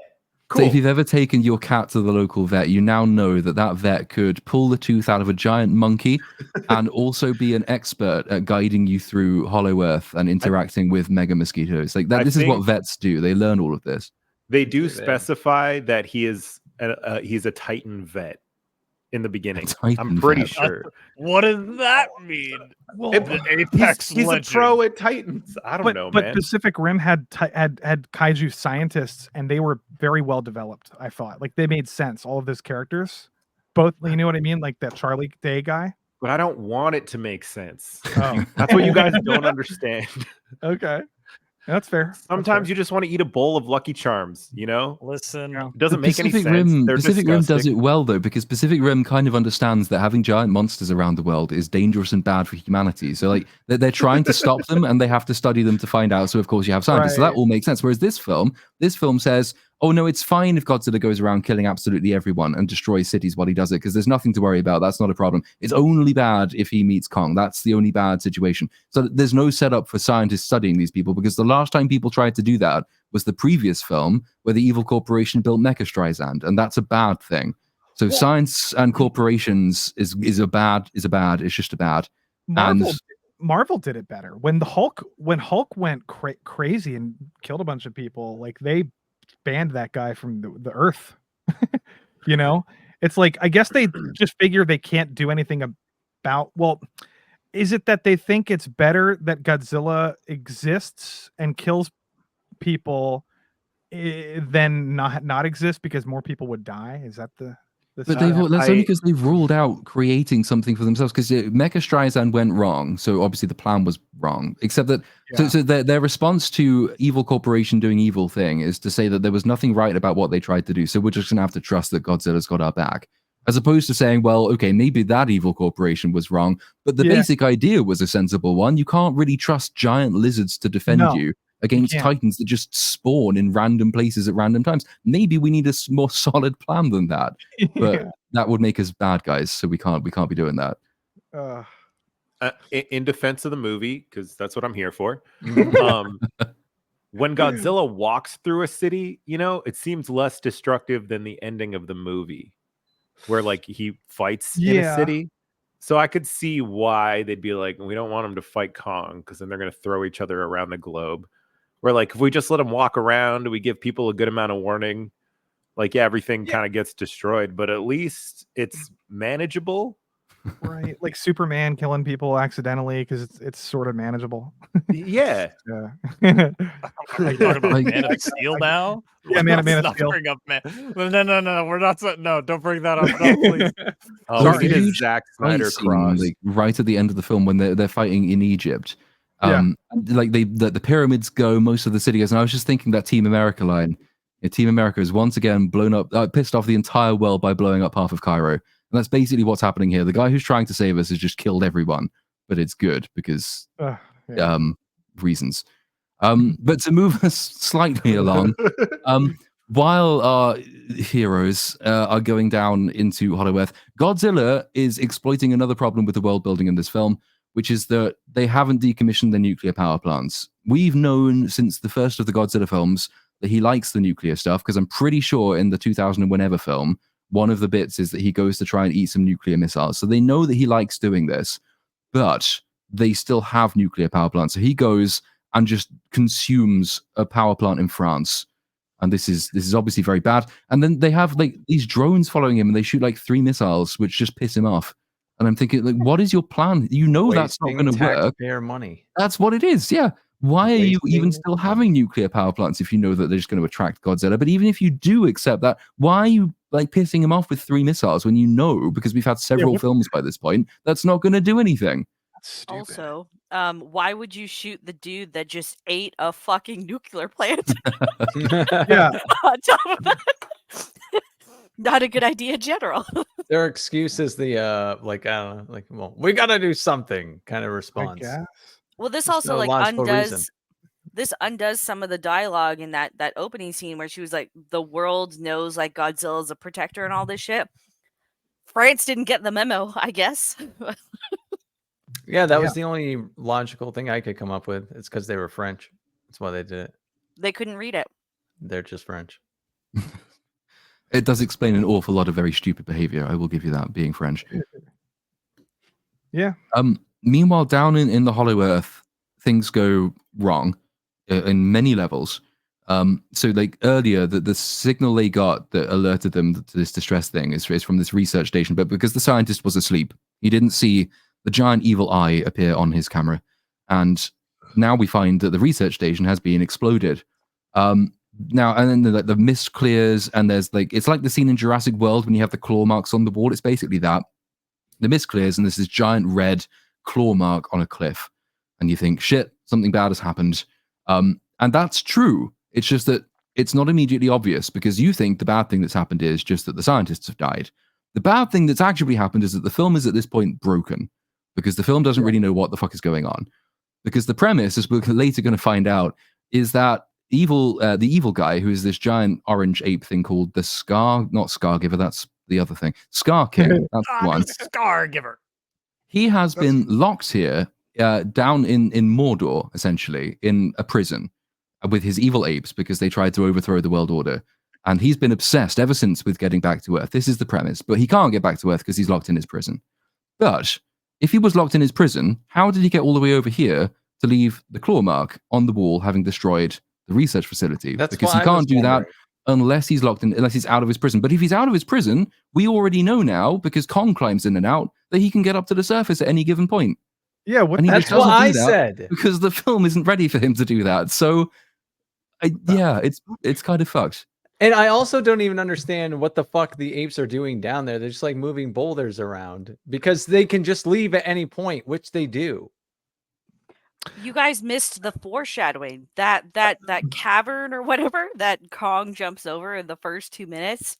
That's where they are, dude. It just So why doesn't he just leave at any point in time then? Because he fucking movie, man. Because movie. That reminds me of Wonka, where they're just stuck in this basement of like this dilapidated hotel, and they can't get out, but they can. It's like, it's stupid. It's just a dumb plot point. God, it's fucking dumb. Because like, in the one hand, you've got so the floor collapsed fortuitously under Kong's trap, which leads one way into what I guess is just a new realm of the middle of the earth, which just makes no fucking sense anyway. But we'll run with that. But on the other hand, the heroes managed to get into that extra realm because they find effectively an interdimensional hymen, and they just tear it apart and walk on in. That's crazy. That's Lovecraftian. That's crazy. So Lovecraftian. That's wild. So yes, basically at this point, everything's fucked, and the villain could just do whatever he wants to do at any point and doesn't, because the film isn't ready for him to do that yet. That's kind of where we are. But imagine coming into a comment section on a video that in the video I demand, hey, I get just having fun, but these very simple things, like just having something make sense, that's too much to ask. And you have to like type that in and say, like, this movie's supposed to suck. Someone shut this fat ass up. True. Yeah, this fat ass. Somebody mute him. That's too much to ask, folks. I need to shut my fat ass up, according to the I think Platoon's theory is right, and I've never seen below your chest. You might be a tub of lard sitting in a wheelchair. Oh God, I actually am paralyzed, you guys. You fucking dick. He's just no, but you know, ableist piece of shit. It's one thing to say that for a movie like Dune, which I have heard people say that part 2 needs more explanation as to like talk about the spice more, explain why the atomics were just in a cave, like they sort of did, but not really. That's a very weak part of the film. Just by the way, it's like sort of almost a Deus Ex Machina, but it's not really if you just think about the fact that they all have atomics. It makes sense, but they just didn't explain it. Yeah. But like there comes up like some movies like this, it's like just explain something. like one thing. Explain one thing. And then start from there. The difference would be that in that example for Dune, you can find a sensible explanation for it. You just have to work backwards and make a few assumptions. I would have preferred it if you didn't have to make so many assumptions, but at least it's still logically coherent. Whereas Right. what this film has done is introduced effectively 3 separate, logically contradictory things, Yeah. which is that the villain wants to get to Earth and can at any point get to Earth, but doesn't get to Earth because he's locked up and can't do it, even though he can get out at any point and can. So there isn't Yeah. really a way of squaring those two things. It's No. just fucked. That's all it is. It's a broken film. Yeah. But it is cohesive in its nonsensical nature. Yeah, that's true. It's cohesively incoherent. Nothing It's is explained, cohesively which makes retarded. it perfect. Exactly. Also, Exactly. you know, somebody in chat was like, "Oh, so I should just watch the YouTube fights." I'm not saying like this movie has no value in a movie theater. I'm like, I would argue maybe this would be fun to watch in a movie. I don't know. Depends on your level of like popcorn brain, turn your brain off. You know, I'm not saying don't watch this in a theater. That might be fun. I'm just saying get high before you do. Yeah, do it. Absolutely. Yup. Exactly. And it's almost like John Wick. It's like, yeah, you can say that you don't like that movie, but to be fair, you know, there's a lot of fun action scenes in that movie, and you could do the YouTube thing and just watch all of them on YouTube. But there's so many of them that you might as well just watch the whole movie, because the entire movie is just action nonstop. Like I wish this movie had more dumb popcorn action, but they spend too much time with the Indians. A Platoon got in trouble for saying that in the comments. He was like, "Why do you call them Indians?" He was like, "Yeah, do you just think they're Indian?" I don't know. Somebody said that in the comments. Because they are. They're quantum Indians. That's what they are.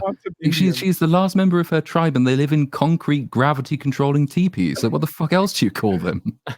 Yeah, but just I want less of that, and I want more Kong and Scar and Godzilla and Mothra, and I don't know. I heard that they were going to do a lot less human drama, since they clearly that's not their fucking strong suit. That's what I read. But that wasn't the case. They did a lot of human drama in this. They took up a lot of screen time. But then people say, well, why that you're being a hypocrite because that's what you said you liked about -1, the human drama. But that's not really hypocritical. Yeah, but then I also was it's written well told that I cannot compare -1 to these movies because they are so vastly different. And if I was a real Godzilla fan, I would be appreciating this.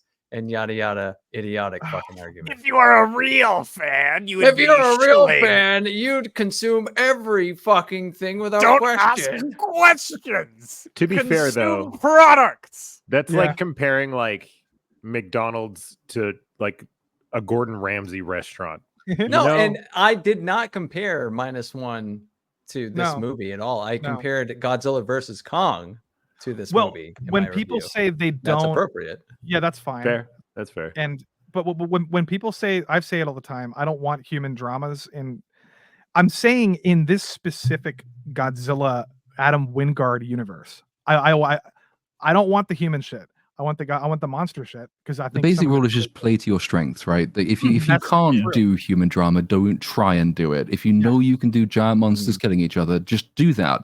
Yeah. And then most of the people who defend the film by saying I'm only in it for the monsters fighting won't have to pretend like that they actually enjoyed the rest of it. Yeah. And what even is the point? Because the most sympathetic character in the entire fucking series anyway is CGI. It's Kong.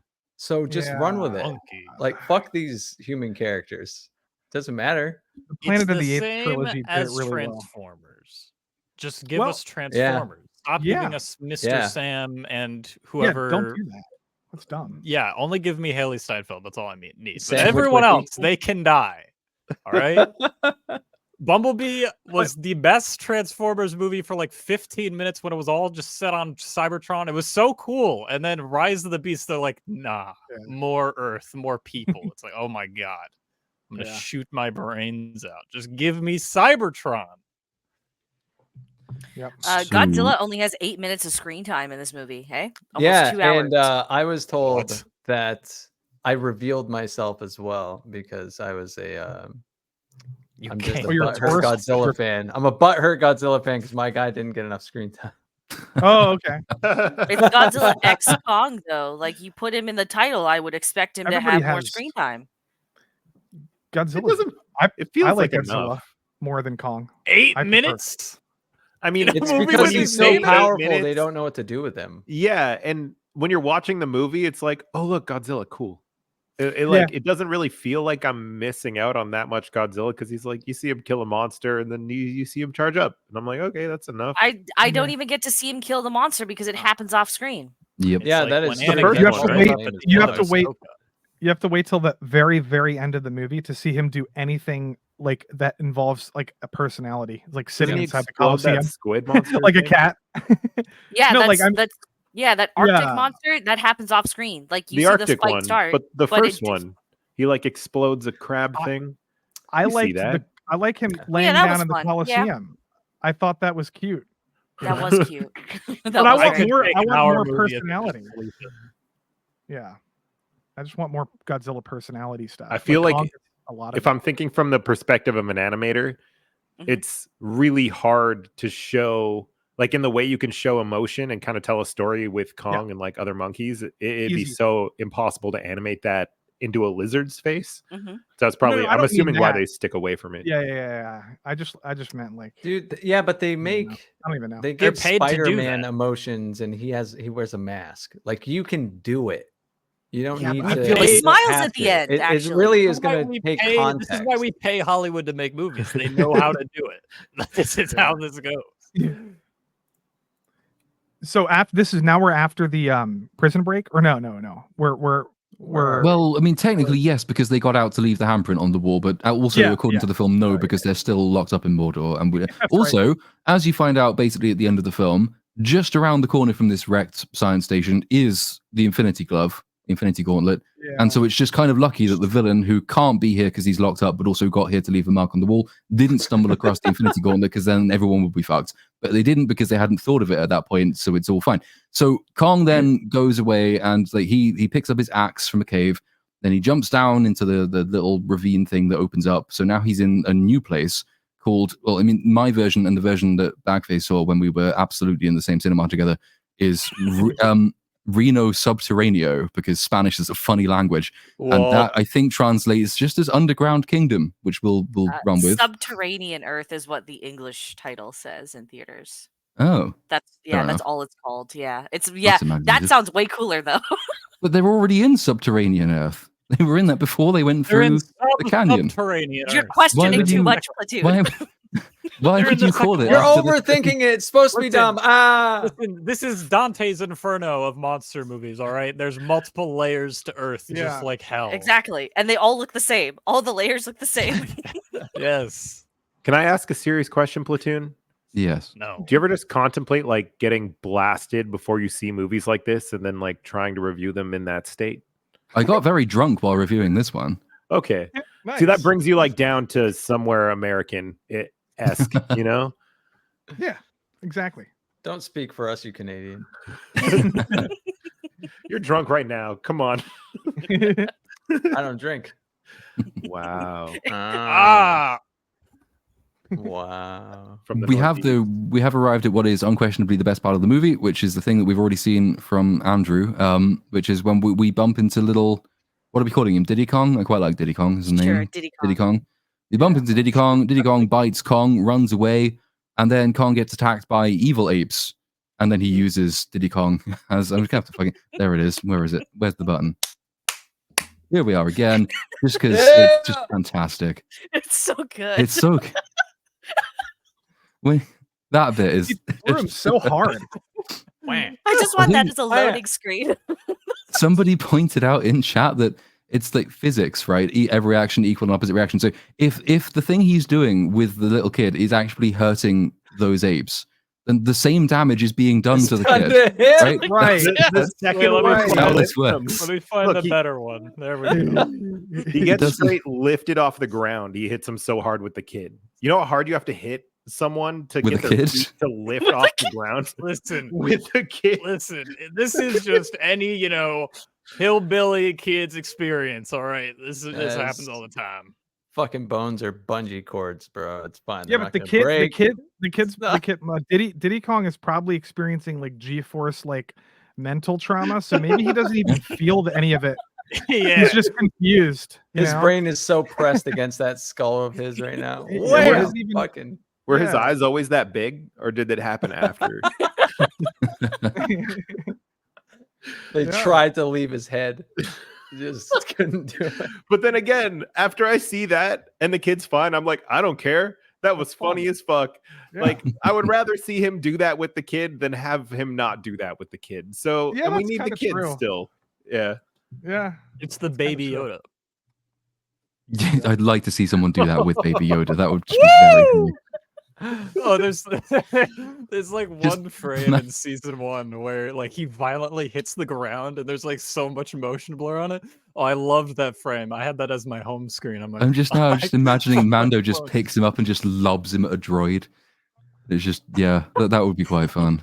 Sadly, we'll never get that. It's a super battle droid, so it's super like durable. So it like Baby Yoda just splatters all over them.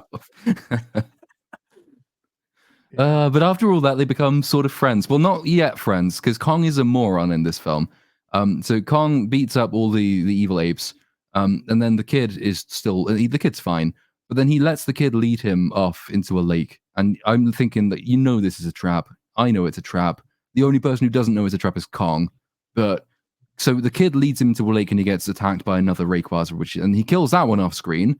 And then he's fine with the kid again. And then the kid just leads him on to Mordor. But in the meantime, we've got the human people, and this is the mosquito scene. So the good guy is good because he gets malaria, and bad guy is bad because he kills nature, and then nature kills him. And that's the death of the best character in the movie, really. Meanwhile, Godzilla is teleporting. Godzilla teleports a lot in this film.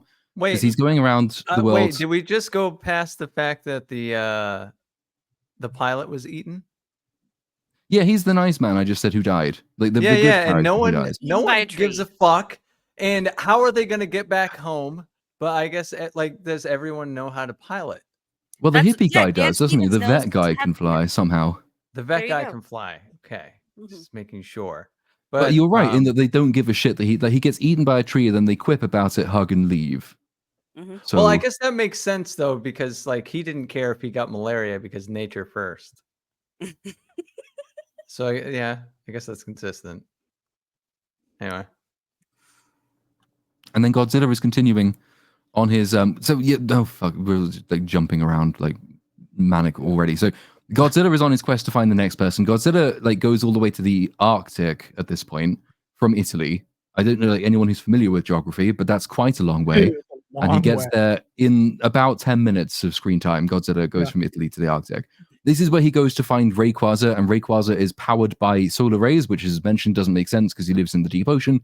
But then we sort of jump back and forward. Godzilla, I think I'm right in saying the next time we see Godzilla after he takes out Rayquaza is that he's teleported then to Egypt in about 5 minutes, which is no, that's just not actually possible, but fine.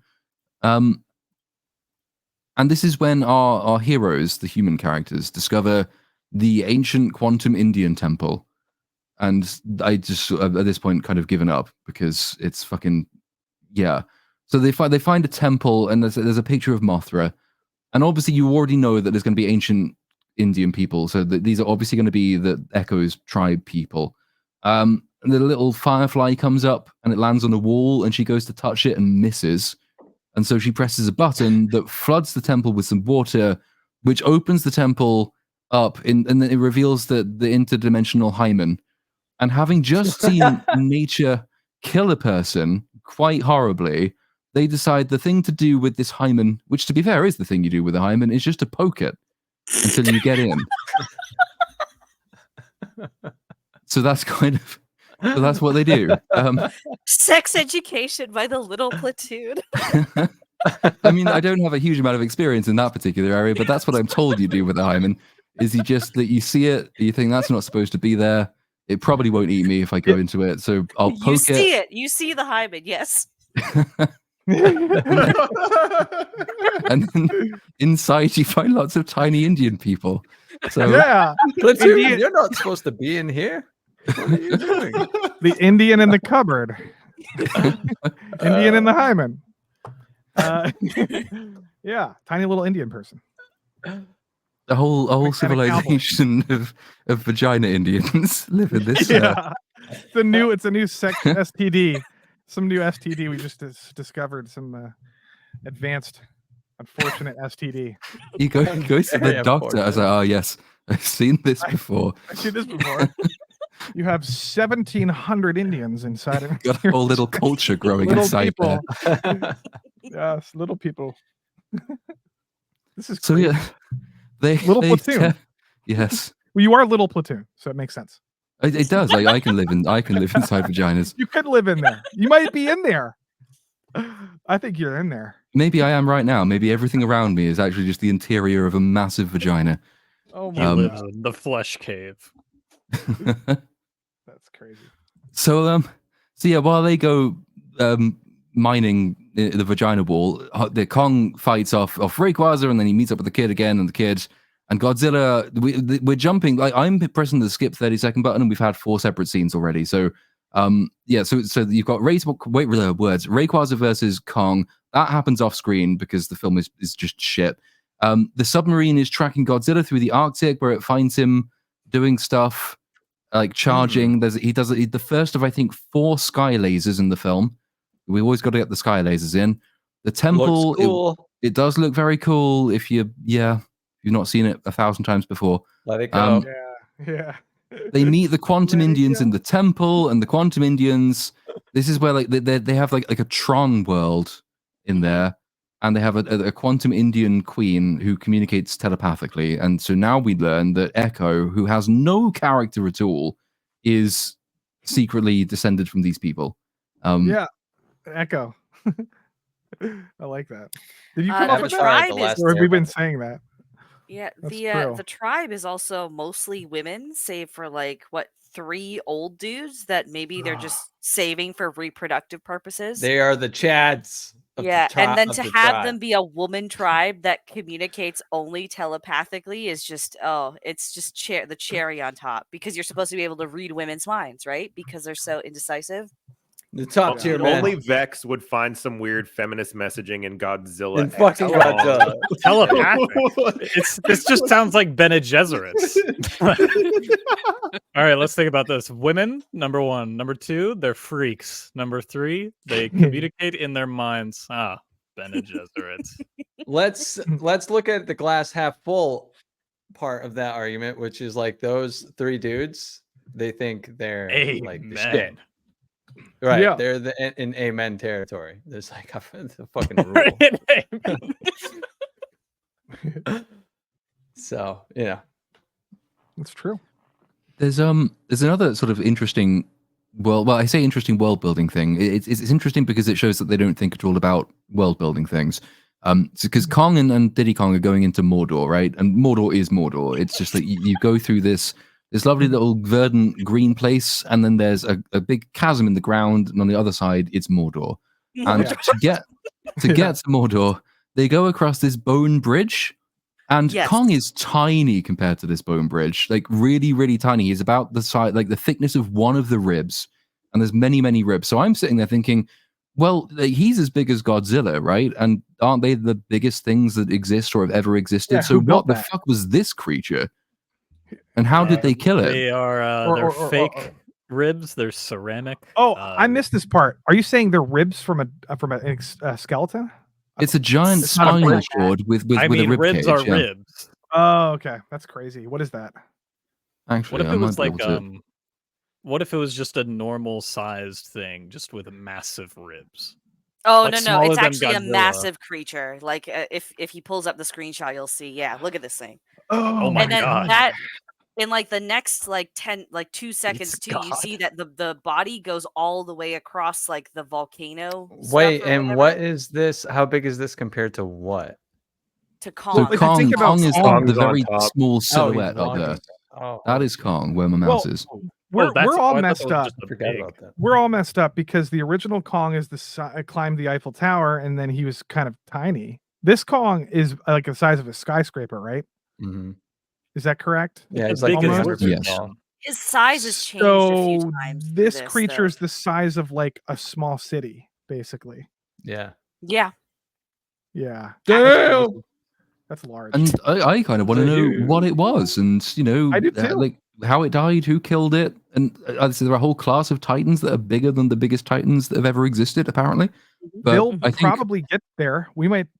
They keep making these movies. They make money. I think they just put it there because they thought it looked cool and they didn't remember that they haven't 100%. actually accounted for scale.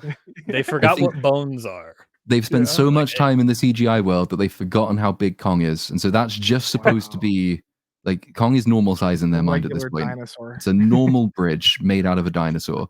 Yeah. That's Kong what we've got. 6'2". Damn. That's crazy. When they're floating around later, they move like they're normal sized because when like in the 2014 movie, the sense of scale was there because like when you were seeing it from the person's point of view, or you were seeing it from ground level a lot. So like when Godzilla would be walking by, it would be very slow because he's so fucking enormous compared to us. You don't get that at all in these movies anymore. They just move. They're like super fast. The best sense of scale was when they were fighting on the back of a giant aircraft carrier in the middle of the ocean. Yeah, that was awesome. Like that's a memorable scene. Like very memorable. My compliment to the last movie is the fact that at least in the realm of Godzilla, it has two really iconic fight scenes, like visually iconic. Definitely. I've gone back and watched them just because they're super fun. They are 100 times. I skip watching the movie, like you said, Lofty, and I'll go back and watch those. Yeah. They're fun. Yeah, exactly. Yep. Yep. Now, happily, we've now reached the point where the film thinks, "Fuck it, exposition."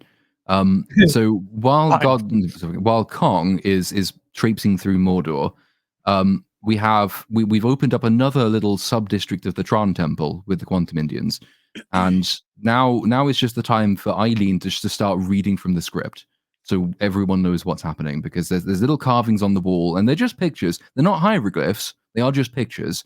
But she can speak ancient Quantum Indian language, and she reads pictures like just a wall of text. So this is how we get all the backfilled stuff. How in the very distant past, I'm trying to, because I haven't got this written down verbatim, but basically the thrust of it is, the very distant past, all of nature was happy and lovely and it was in balance, right? And you had Godzilla and the Titans protected nature, and you had the gorillas, the great apes, Kong's people, were there to protect humanity. And you might be thinking, protect it from what? If everything was balanced and in harmony? And the answer is fuck knows, because we're not doing that. But then a bad thing happens, because then an evil ape person decides that he wants to go up to the surface world. And this is the Scar King, to whom we are shortly to be introduced. There's a big battle. Godzilla beat him. And rather than kill him, which is the sensible thing to do, Godzilla left him alive with all of his other little evil apelings and just stuck him in Mordor, waiting for the film to happen. Because if he'd killed him, like he could have done because he won the fight, then we wouldn't have had this film, and that would have really been a tragedy. So this is like the deep lore of Godzilla now, is that, yeah, Godzilla he's not just a mindless rage monster who hates Titans. He has a vague sense of geopolitics. He understands the concept of prisons. He doesn't want to offend a king. He honors his royal title, and he lets him rule in Mordor, which is how the rest of the film can happen. So, and what's her name is just narrating all of this as she looks at some pictures on the wall. Meanwhile, this is all to accompany Kong going into the place with the evil great apes. And it's like, has anyone played the beginning of Dragon's Dogma 2 yet? No. Oh, well, to establish one of the basic gameplay mechanics, that you're in a prison and you have to go and pick up a rock and move the rock to a different place and put it down for no reason at all. You just move a rock. That's what the apes do. So the apes in Mordor, there's the slave apes, and they just move rocks around. No, they don't do anything with them. They're not building anything. They just move the rocks. They're just moving them. And they're the slave apes. And then you have the evil apes led by the Scar King. And Kong establishes himself as being a good person because one of the slave apes gets bullied. And so he protects him. And that's then our introduction to the Scar King himself, who looks kind of retarded in the look like Samuel L. Jackson. What? He looks like Samuel L. Jackson, the Scar King. Does he? He does. That could be taken in a number of potentially catastrophic ways. If you take it that way, then you're a bigot. Okay. I just got back. Did Vex say something racist? I think Vex is trying to gaslight me into being a racist. She starts saying it's his fault. Oh god. I'm trying to find the bit where like he does his big villain reveal because it gives you a sense of like how retarded he looks. Where is it? Oh fuck. He's sitting a little provocatively on his throne. Oh yeah, he's a badass. He has an evil throne. And like he intervenes to stop when Kong stops one of the evil apes from bullying like a slave ape, and then there's almost a fight, but then the Scar King cometh. And the Scar King, I'm trying to find the precise bit just so we can see. Bear with me a second. It's like almost there. Okay, here we go. I think this is it, right? If I share this again, and we hope that we don't get completely killed for doing this. It's only like a couple of seconds, but it's more like his pose. Here we go. He does look I remember this. I remember he looks a bit ragdolly, doesn't he? Mm-hmm. Where are his I balls? remember thinking, oh, they're trying to give him some sort of character, but this just comes off as like he has the exaggerated swagger. Yeah, that's what it is. Just like this over the top swagger, and it becomes cringe. He just looks like an orangutan, though. That's what I got from that character design, because orangutans do the swingy arm things sometimes. He's just monkey. Z is asking the pertinent question, like, where is his dick? That's a good question. Yeah, where are his under balls? all that fur. For another time. Yeah, what the fuck? I need to see his balls. Where are his balls? I need that. All right. They don't get balls until they escape the vagina. Well, they're reproducing because we see like an evil mother ape with a baby. So someone's boning someone. Oh yeah, that's when Diddy Kong exists. They come from eggs. They're born like orcs. They just come from the ground. That's what the rocks are for. They're making new ones. The rocks are their eggs. Yeah. And like so they confront each other, the Scar King and Kong confront each other, and then at one point, for just to establish that the Scar King is a dick, like he just kicks a random ape into a pool of lava. Kicks this guy. Just, bam! Like, boom. Yeah. He gets good. I don't like, and then so then they basically have a fight, and then so his character's design is kind of broken because his weapon is this whip, which is made out of the spine and I guess the little bones off the spine of some unnamed creature. Now, the problem with this design is at the end of this whip, there is a crystal. And the crystal is magic. The crystal controls, what the fuck? In the script, I call it Godzuki just because it's funny. What's the new, there's the bad Titan, well, the poor Titan, the Titan, the Ice Age one. What's it called? Tiramisu. Yeah. Basically, there's like a Godzilla-like thing. We'll learn later that it was responsible for the last fucking Ice Age or something. I think Vex did nail it. I think it is basically just Lugia. You called it Avalug in your video. Yeah. So there's Avalug and Lugia, I would say, are basically the two Pokemon that it most closely resembles. Mm-hmm. I'm being told it's called Shimo, but we'll go with Lugia. So like Lugia is an enslaved ice titan. They keep it behind a waterfall made of lava for no reason except that it looks cool. And he controls it using the crystal thing. And this is like how like it's incredibly important because it's a very powerful ancient titan and he makes it suffer and controls it using the crystal. Now, if you had a controller which controls like the god dinosaur of all things, would you think that you would stick it on the end of a whip that you frequently use in combat, which could theoretically get broken or snapped or snatched, or would you keep it very much closer to your person than that? If I was in an Adam Wingard movie, I would throw it on the end of a whip. Yeah. Which is what he does. You only keep it close to you if you're a bitch. If you're a straight thug, you put it on the end of a bone whip like a gangster. Yeah. Yeah. And you gotta tilt that thing sideways. Yeah. He got those long arms, so it's okay. In the final battle, of course, you know that the whip's going to snap, so he loses it, which is just an obvious design flaw. The guy's a moron, basically, and yet he's the king of the evil apes. He's a monkey. They're all morons. Well, aren't they? Yeah. I mean, he's just hanging out there until the plot needs him to move. What a fucking dumbass. He could have done it any time. He just waited for the movie. These evil apes have they've evolved to the point where they have concepts like monarchy because he is the king. Yeah. So they're not completely dumb. That's true. They're just dumb as your average monarchist, which is, to be fair, quite dumb. And so so they have this fight, and he chokes Kong without consent, and this makes Kong angry, and so Kong flips him off, and flips him over even. And this is when he gets up, and then he tells some of his evil apes to push a huge, massive boulder into a river full of lava, and that stops the lava waterfall, which reveals Timu, or whatever the fuck this thing is called. Timu. Lugia. Lugia emerges from the end of behind the lava waterfall and breathes ice breath at Kong, and it makes Kong have to run away. He loses his axe, and he gets severe frostbite, which is important for one very stupid reason. It is the reason that they have to suddenly decide to give him an Infinity Glove, because that will cure frostbite. Right. It would suck if he got frostbite on his feet instead, accidentally. That would suck. There's they don't have an Infinity boot. They only have a gauntlet. Are we jumping ahead, or are we jumping to that scene right now? I wasn't going to jump to the scene yet, but it's coming up. So we can jump and then return to it. Up to you.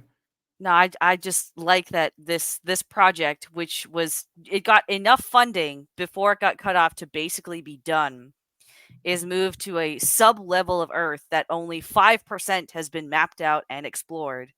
And coincidentally, it also has like super juice in it to cure frostbite specifically. And thank God it was that fucking hand. Yeah, right. Also only for the right hand. So it's just really just shit at a wall writing. What is happening? What? What? Because this is the part that I must have skimmed over. We need Kong in the Infinity Gauntlet. What else are you gonna do? Okay. Well, just he got frostbite on his right hand. Well, we just so happen to have made a fucking right-handed glove only. That heals that thing. That's great writing. We're solving problems. What the fuck? And I'm an asshole for expecting just a little more. Oh, and Ace Ventura also knows how to pilot the plane well enough to get that on the plane and then also drop it precisely where Kong is lying, so it retrofits just right. He's a better pilot than the guy they hired to pilot down there. No I guess so. He didn't care when he died, and he's like, "Oh, crikey, I'm glad he's gone." What do you mean? What do you mean? He's Australian now. I don't fucking remember. Crikey, boy, crikey, mate. Oh boy, he looked Australian. He's Australian enough. Yeah, look at that. Too tan to be British. There you go. What is this frostbite cure? It's just some green juice. Yeah, so they have the Infinity Gauntlet, which is a project called Project Powerhouse. And he explains just before, because Kong gets back effectively to they reveal where the Indians live to him. So then he gets back to the Indians, and he sort of slumps down, and he's really injured, and they know that the evil apes are coming. Yeah. So they know they need to cure him, and then Australian now guy just says, "Oh, crikey, good job, crikey, good job. We've got this almost completed." Like, Project Powerhouse was almost complete before they pulled the funding. I don't know who the fuck they are, given that we've been told that the government isn't involved with this. But they almost finished it. It's good enough. It's working. And the glove has like rocket boosters in it, which can automatically attach themselves to Kong's hand. But inside the glove, there are 4 or 5 like canisters of green, which is it's just green goo. And the green goo injects his hand. And then Australian guy who's not Australian but is now just says that'll cure the frostbite right up. I'll get it. Like, oh, okay. Why would you have built a frostbite cure into you don't even know this Titan person? Why did you expect Kong to have frostbite? Like, why is that a feature you put in your Infinity Gauntlet? I'm just wondering why they thought it was a great idea to take such a massive government project, which they even allude to being worried about, Kong even having, and put it down in Hollow Earth, which again, you barely have mapped out or explored and have no idea what's down there. There's city-sized dragons down there, apparently. But this was the point that we raised earlier, because it turns out they just left it in a shed next to the research station that the villain destroyed earlier. So it's just pot luck that he didn't get it, because he was 5 feet away from it. My God. Wait. So my god. The gauntlet. Wait, so it's just ooze? It's like just ooze, just like It's random just green ooze that cures Okay. All right. My video got the rating this movie deserved. Okay. Oh no. Oh fuck! This reminded me for some reason because it doesn't cure his broken tooth, but he's got a metal tooth, and I just completely forgot because it's so bizarre and irrelevant to everything. But when he meets the Scar King, the first thing the Scar King does is he walks up to Kong and just puts his finger in his mouth, and then laughs at his metal tooth. Why would you let someone do that? But also, why is he doing that? And why is that funny? And why does it never come up again? He's alone. He just wants to be touched. Okay, that's why he does it. Scar King understands. So you meet strangers and just let them put their fingers in your mouth? When I'm the last of my species, yes. Okay. And then they laugh at your filling, and then you feel depressed and get angry. Because that's basically what happens. And that's it. I think that's the last... Oh, no, there's one more tooth reference later. That's it. Like, the payoff for this weird thing is that at one point later in a fight, the Scar King loses a tooth, I think. And I guess that's supposed to be, like, payoff? Just comeuppance? They even say... Because, again, they dedicated a whole scene in the opening to this whole tooth extraction and replacement thing. But Ace Ventura Doc even says... Oh, this will bite through anything. Like it'll penetrate anything. Never right. And they then set it yeah, up. Kong doesn't bite anyone. Right. They set it up like he's going to use it for something, but really it was just to assure us that he won't have problems eating in the future. Like anyone was actually fucking like gave a shit. Yeah. I feel like that was really to introduce him, like the crikey.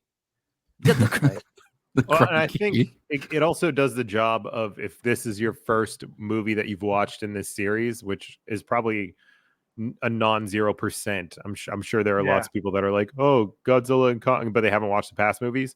It sets up that Kong is friendly with humans, and he just comes up out of the hole and like lays on the trees, and that I agree with that. That's fair, right? It does establish like it's a positive relationship, but also at the same time, why just go the extra mile of saying like explicitly it'll bite through anything? Like they even zoom in on him when they say it, and it's like, oh, I can really, because like there's other moments of that payoff throughout the film, right? So I'm just, why dedicate so much? There's another way you could have shown that Kong was friendly with humans that didn't seem like it was setting up something down the line. Isn't there the scene when the whip gets snapped in the final battle? Is it Godzilla who bites through the whip to snap it? I don't think he bites through it. Someone does something to snap that whip. I think Godzilla's the one that breaks it, if I remember correctly. Yeah, no, but that's what I've said, because like, if Godzilla is the one who breaks the whip, I think it might be by biting through it. It's like, but then why wouldn't you have Kong do that? If you're going to do the tooth thing and you have the line saying it will bite through anything, why doesn't he bite through the whip? Just because what the hell? It's still dumb as fuck, but at least it's paying off something. Yeah, that would have been cool. Yeah. I think he was getting his ass handed to him, though. That's why he couldn't do it. Yeah, someone was whipping him. Whip it good. I just checked Cynic's review. You didn't get ratioed, but man, there's a lot of haters in your comments. Oh, I mean, it's pretty close to ratio, dude. Like, well, the audience score is like a 92 on Rotten Tomatoes. Apparently, a lot of people are having fun with it. Well, no, this is just Transformers all over again. It's fine. Well, to me, this is Sonic all over again. I don't like those movies at all. I got a lot of shit for roasting those movies. And Battle Angel is another one that I caught a lot of shit for like not liking that movie. This is another one that people just like, oh, turn your brain off. It doesn't matter. But like, there's some nuance to turning your brain off. I think you can't just do it all the time with these movies. Sometimes, I don't know. I couldn't do it with Sonic, man. It was not a good movie, and the second one was worse. But I don't know. Platoon? Did you like any of this movie at all? I liked laughing at it. Oh, okay. That's it. No, nothing in this film is good. Okay, all right. Well, Cynic, save those comments for Thursday. Yeah. There are fucking many.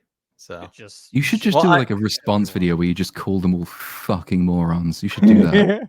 I should. Bro, don't. Can you do an apology video, please? Yeah, do that. An apology video. I was wrong about Godzilla. Yeah. Just do what Asmongold just says. I was canceled again. Make a video about it. and then just read Reddit for 3 hours. I'm not going to make any friends in the Godzilla community. God damn it. That's what I was going for. I'd really like to know why people are so ride or die for this movie, though. This is the weirdest movie. This is just a perfect example of like what actual toxicity looks like. Is like, go look at that comment section. Because it's like, it's actual like toxic positivity. It's like you can't even have like I try and start the video basically by suggesting like it's fine if you like this, but like just please don't say it's objectively good. Like be reasonable. Yeah, be reasonable. Yeah.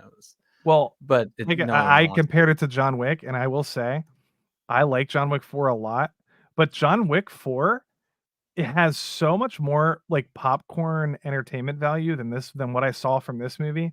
Yeah, they just, like I said, there's stupid things in John Wick, but it's just nonstop like action. At least like this movie just takes too many breaks. It does stupid village people stuff. Like there's weird characters that suck ass. Like even the dumb characters in John Wick are badass. Like that Japanese character in the beginning who was just a boring fight. The worst part of the movie because he's injured. He can't even put up a fight. At least he was a cool character. Like, you know what I mean? Like, I don't know, man. This is just not nearly as fun to me. Well, we're actually at one of those dumb people moments right now because so the exposition dump sort of finishes because now we have to introduce Mothra somehow, right? So as what the fuck was that?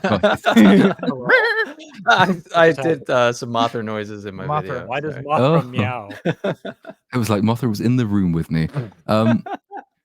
But so yeah, what's her name? Eileen explains that the ancient quantum Indian people have a prophecy that one of their number will return, and it's an ancient quantum Indian person from Skull Island will come back, and she is prophesied to be the one who wakes up Mothra, and that's how we get to Mothra.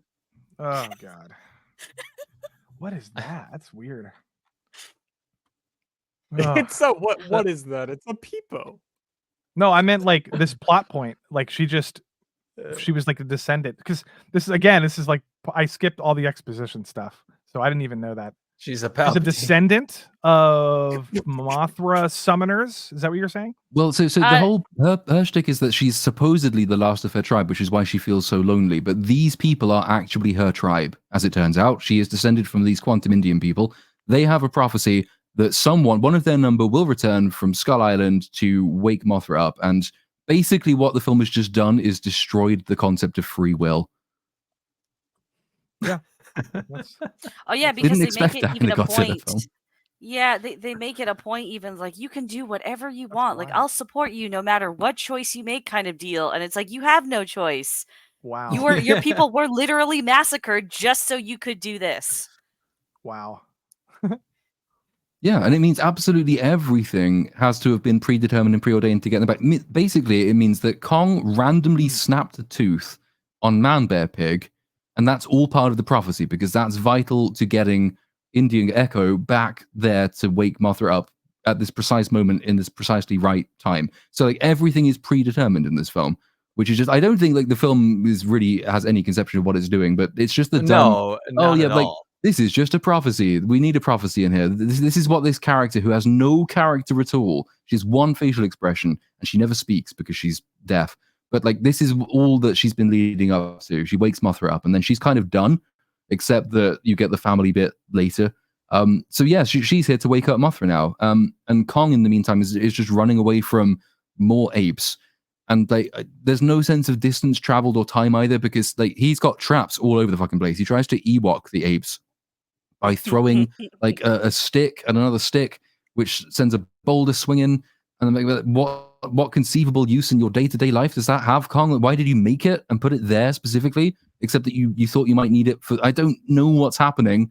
And then you get saved by Diddy Kong, because even though this huge, massive fucking ape has been chased by other massive fucking apes for miles and miles and miles, turns out the little Diddy Kong could also keep up with them. So he pops up at just the right moment to trigger one of the traps to bury the evil apes, and then Kong escapes, and then they find their way back to the ancient Indians. So it's all so terrible.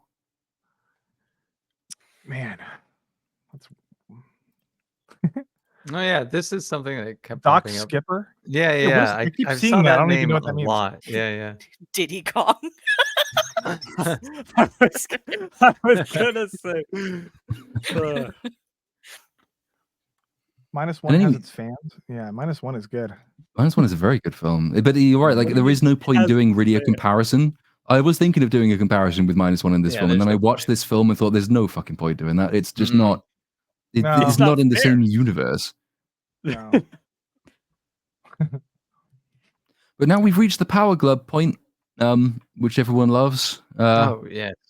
Kong gets back, he's got frostbite, and then meanwhile the evil apes are riding. Oh, that's another thing. So we know that the the icy one. Shimu, that's the one. Lugia. Dog. We know that, so this thing brings ice ages. It's that fucking cold, and it has ice breath, and its back is made of ice, and it gives Kong instant frostbite, and yet the Scar King just rides on its back. So it's like, so you have no balls, because if you did, they're like fucking frozen cherries at this point. Gone. Yeah. That would explain why he's just so angry at everyone and why he just kills random apes. He has no balls. Insert the scene from Ghostbusters. This man has no balls. Yes, this man has also, no dick. like another thing is like 2 movies in a row now. The monsters are just the reverse of the main character, like Mecha Godzilla, and now evil Kong. I've never really cared about that. Like I don't like those kinds of villains, to be honest. I don't like, unless it's like Venom and Carnage. Like that's Spider-Man can do that, but like whenever they have like just a mirror image of the hero, I think it's boring. Like when the Incredible Hulk and Abomination, very boring movie. I just don't like that kind of gimmick where they just reverse the hero and then they have to fight their like evil version of themselves. It's 2 in a row. I'd rather go back and watch King of the Monsters again, honestly, instead of these 2. I just think it's kind of boring. That's just my opinion, though. I'm dumb. I am dumb. I've accepted it. Well, you lost your wisdom teeth, right? So technically, you've got a wisdom penalty. I do have a wisdom penalty. Fuck, man. -5 on the stat. Yeah. Oh. So we get the Power Glove. Like he just randomly decides, by the way, we've got this thing lying around, I'll go grab it. So he goes and grabs it. And the Indian people, they start making plans to, I guess, evacuate their tiny little quantum town. But what they're going to do is they're going to use their gravity-controlling quantum teepees to defend the sky portals, just in case, by making gravity go backwards so no one can get to the sky portals. But before they do that, Kong has to go up and lure Godzilla. Now, I had a question about this, because in the exposition dump with the lore, it was clearly explained that Godzilla is there to defend nature, and the apes are there to defend the humans. And the little, like, Indian people are human. So, like, why don't they immediately go to... Their whole plan is to get Godzilla down here, when you would think the law would have it that they would go to Kong, because Kong is meant to defend them. Also, they can communicate with Kong, whereas Godzilla is just this mindless, like, pink dinosaur. So, it doesn't really, like, pay off anything that they set up lore-wise. I think it's just because they knew that the monkeys would monkey shit up too much. Like, there's just too much risk, so... Too much monkeying around. Yeah. But the reason, because we find out that they sent this distress signal, which is the reason everybody came down here afterwards, and they sent it to bring Godzilla down. But I think the sole explanation the film gives for any part of this plan is that they were just worried that Kong was getting too close to Mordor. And I don't know why that's necessarily a bad thing if Kong is in... Yeah, like, why is that bad? Doesn't the hieroglyphs or whatever explain that, like, Kong turned against his, like, monkey kinfolk or whatever, and that's why it was? No, they talk about the Scar King turning against the other people, so that the Scar King goes evil and turns against nature and tries to get to the real world. Wait, yeah. So then, why is Kong all alone? Because his friends are in Mordor, I guess. I don't know. Why would it be a bad thing then? Because Because like the implication you might think that if he goes there, maybe he sides with them and that becomes bad, but that's never brought up in the film. It's just bad that he goes. So unless it's he's getting close, so he might accidentally free them from Mordor, except that they've already got out of Mordor, so that can't be it either. So it's And I think also, it's like, just sorry, yeah. go ahead. No, after you. No, I'm just ranting. Oh no, just also like the first time they meet anyways, they all try to kill him. So like pretty quickly Kong knows that understands what's good and what's bad. So what's the worry? Yeah. I have no idea. So this is what happens when you have a tribe of women, just saying. Yeah, it brings us to the big Godzilla versus Kong fight scene that everyone fucking comes over or something. I don't know. They're up. Kong opens a portal through the ground in Egypt next to a pyramid, and he climbs up, and Godzilla is just there. I guess Godzilla knew where the portal was going to open up, and they have a fight, and the pyramids get destroyed. But rather than Kong just sort of jumping immediately back into the portal and hoping Godzilla follows him, he sort of tries to reason with him, and he does the "No, don't fight me, bro" thing. We're on a team now, remember?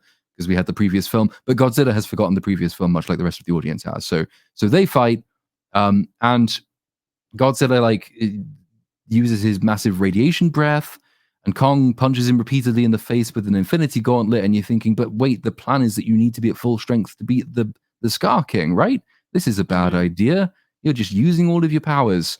But that's irrelevant to everything that follows, so never mind. They have, just fight, really.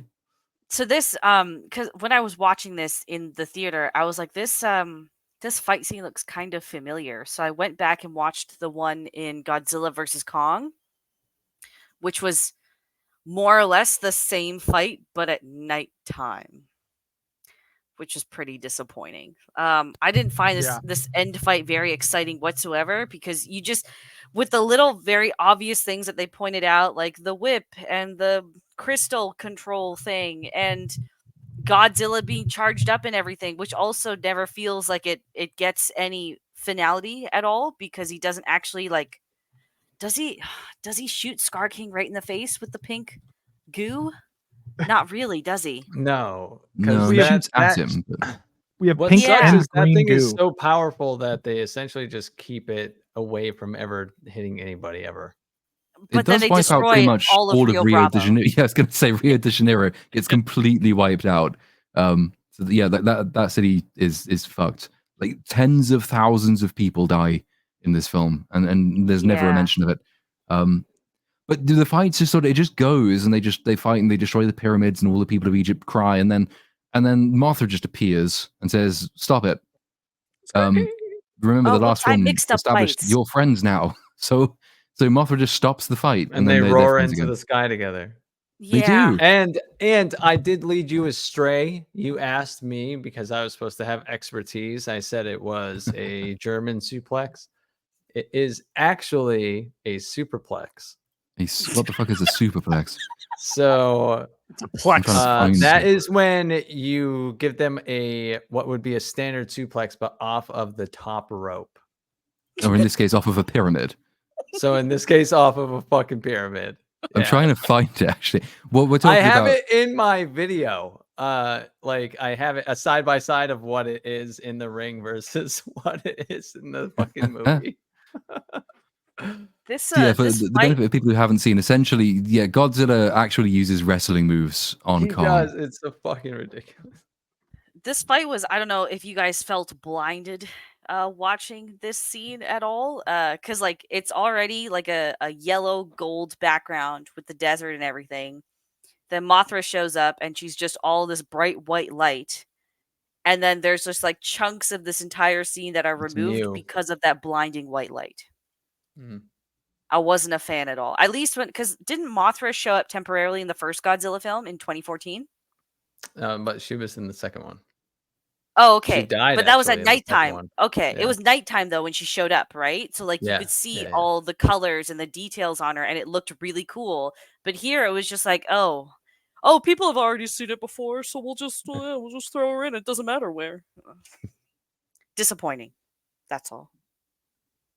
It was quite. Keep talking. I'm just about to find. Keep talking. Keep talking, woman. Keep going. Yeah, no, but it was kind of cool because the pyramids, I guess, means that they were. Oh, the pyramids when they come out too are the same shape as that distress call or whatever, which was another. Yeah, I thought that was kind of dumb as well. But I also did find it funny that they spent more time doing close-up shots of like the nearby town and everything instead of on the fight, even though no people are crushed during the fight. Yeah, boy. Okay, off the top rope. Fucking off the top ropes. Oh, yeah, there we go. Oh my God, he is broken in half. Oh man. Let's get Vince McMahon in this fight. Let's see what happens. Because like I know nothing about wrestling at all, and I saw that, and the first thing I did was message you. Was like, did they just use a wrestling move? Did Godzilla actually like DDT? I thought it was a DDT. Wrestling, but like, yeah, just of all the guy has laser breath, and like he's a giant fucking dinosaur. Tiny arms for his size. Radiation, very small arms as well. Why would he use a wrestling move? Like, why has Godzilla been watching WWE? Does he not have anything better tactically that more befits a dinosaur of his stature and nature? I don't know. He did Brock Lesnar. What's he watching wrestler. It on? What's he watching WWE on an IMAX theater? I would hope so. That's like the only thing he can see, probably. Absolutely a projection screen. But they should have had a giant table, dude. That would have been hilarious, just for him to break through a table. all through the table. Just out of nowhere, just a giant table. Oh my God, the steel chair. Yeah. Sometimes, well, that's not any means. After this fight, Mothra appears and says, "Stop fighting. You know what? You're meant to be friends." So they're friends, and they roar into the air. And in the meantime, back down in the quantum realm, the fight kicks off, and the quantum Indians try to use their gravity distorting pyramids. But little Lugia ice breathes one of them and stops it from upending gravity temporarily, though, because then Godzilla and Kong just portal in with Mothra, and then the main fight starts. And then the ice breaks, and then the gravity just completely fucks up, and everyone just flies at this point onwards. It's just a giant aerial catastrophe of a film. Any thoughts on the wonderful zero gravity battle? It's dumb. That I hated it because it that was the moment I was talking about earlier where it destroyed any sense of weight or like a sense of scale, because they're moving around like they're 6 foot tall people instead of 300 foot tall monsters. So I don't know. That's if you've reached the point in this movie and you see this and you're not like you haven't decided if you're on board or not, like this would be the defining moment, I would think. Yeah, and it's like it means nothing anyway, because the plan to do this is just to stop them getting through the portals. But they get through the portals anyway, which means that nothing was actually achieved except by making the fight look ridiculous and literally weightless. The main battle anyway takes place in the real world with gravity again, because they do fly through the portals. Kong loses an axe, his axe temporarily, because he gets it stuck in a wall just because fuck it. But then they end up back in the real world, and then you just pan and you see O Cristo Redentor, and you see the poor people of Rio de Janeiro, and you think, oh my goodness, everyone's about to die. It's another famous landmark. Again, always with the landmarks. And lo and behold, so like the ocean freezes, and this tells us that Lugia has arrived, and then the fight proper starts, and they just destroy fucking everything. But I actually didn't understand how they all managed to line up in zero gravity and just float through the same portal. There were like 3 different portals around that area, but they all lined up precisely to go through the same portal. And it was just them 4. It wasn't even all the other side monkeys that were there or Diddy Kong. Just them 4. Didn't Pacific Rim have a very similar scene where there was a portal under the ocean, but that wasn't gravity, that was underwater. So it made a little bit more sense. Yeah, but they also weren't like sucked into it, and there was no zero gravity. Like they were planning to. They were attacking it. They were attacking the portal. Yeah, it made sense, as silly as that was as well.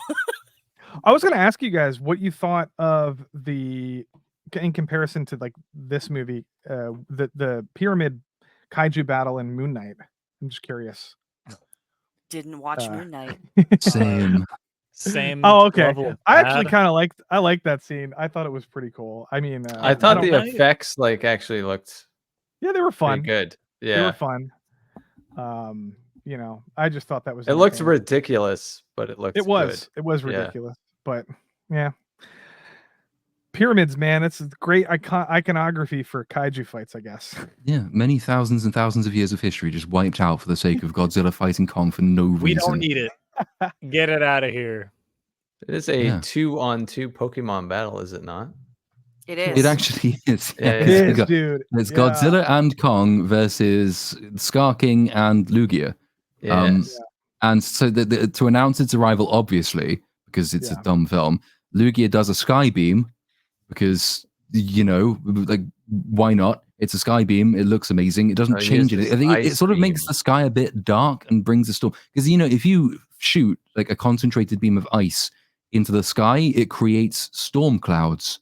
This is how the weather works. So it does a sky beam. There is a fight. I don't remember very many specifics of the fight until, and this has actually been quite nicely summed up for us in chat. Actually, this is what happens. Because little what's his name, Diddy Kong. Diddy Kong sort of comes through the portal afterwards, grabs Kong's axe. Because the Scar King is a moron and sticks the most valuable thing he has at the end of his whip, obviously it gets snapped. And he and Kong try and scramble for it, but then Diddy Kong smashes it, and that means that Lugia is now free. So Lugia is on their team, then it's 3-on-1, and obviously they beat the Scar King because that is a really uncomfortable dildo. So I got stuck on that. Oh my. It's a great synopsis, though. That's probably what Adam Wingard had in the script, and he just gave that one line to the CGI team. Oh yeah, there you dildo go. Fight Pokemon battle. That's the very that's the underwhelming. Concept. Yeah, very underwhelming. Kong is just kind of nuked for the sake of seeing things get destroyed on screen, and then not enough shit is iced or whatever by Lugia, which is pretty disappointing. And Godzilla, who apparently has mastered wrestling moves in his short time on Earth, can't manage to aim his fucking beam properly at anything in this movie. Yeah, except the sky. Except the sky, and when something is still on the ground, that's it. Those are the only two times he can aim it properly. Yeah, he doesn't hit an enemy at any point, does he? He just shoots at them and misses and wipes out probably about 100,000 Brazilians. And that's kind of it. But yeah, then they beat the Scar King, and this time he actually is dead, which should have happened way back in history, but didn't because reasons. And there's just another sky beam, and that's really it for the most of the film. They just sort of go back to the Hollow Earth, that's when Godzilla smiles at Kong at the end. He smiles. Oh my god! He smiles. Yeah. He does a little bit of a friendly gesture with his head. But you see, the corner of his mouth just tick up a little bit. And furious. He's thanking him. So he's like, "Thank you. Now I can go back to my cat box in the Coliseum. Just take a nap." Yeah. Coliseum nap. Yeah, that's what he does. You're right, he does. He gives him a little nod of acknowledgement after, and I completely blanked this from my mind. The fact that that they have Lugia completely freeze the Scar King, and then they just do the classic generic what do you do to a frozen bad guy? You smash him into 1,000 pieces. Yeah, it's a Sub-Zero fatality. Mortal Kombat. Yeah, fatality.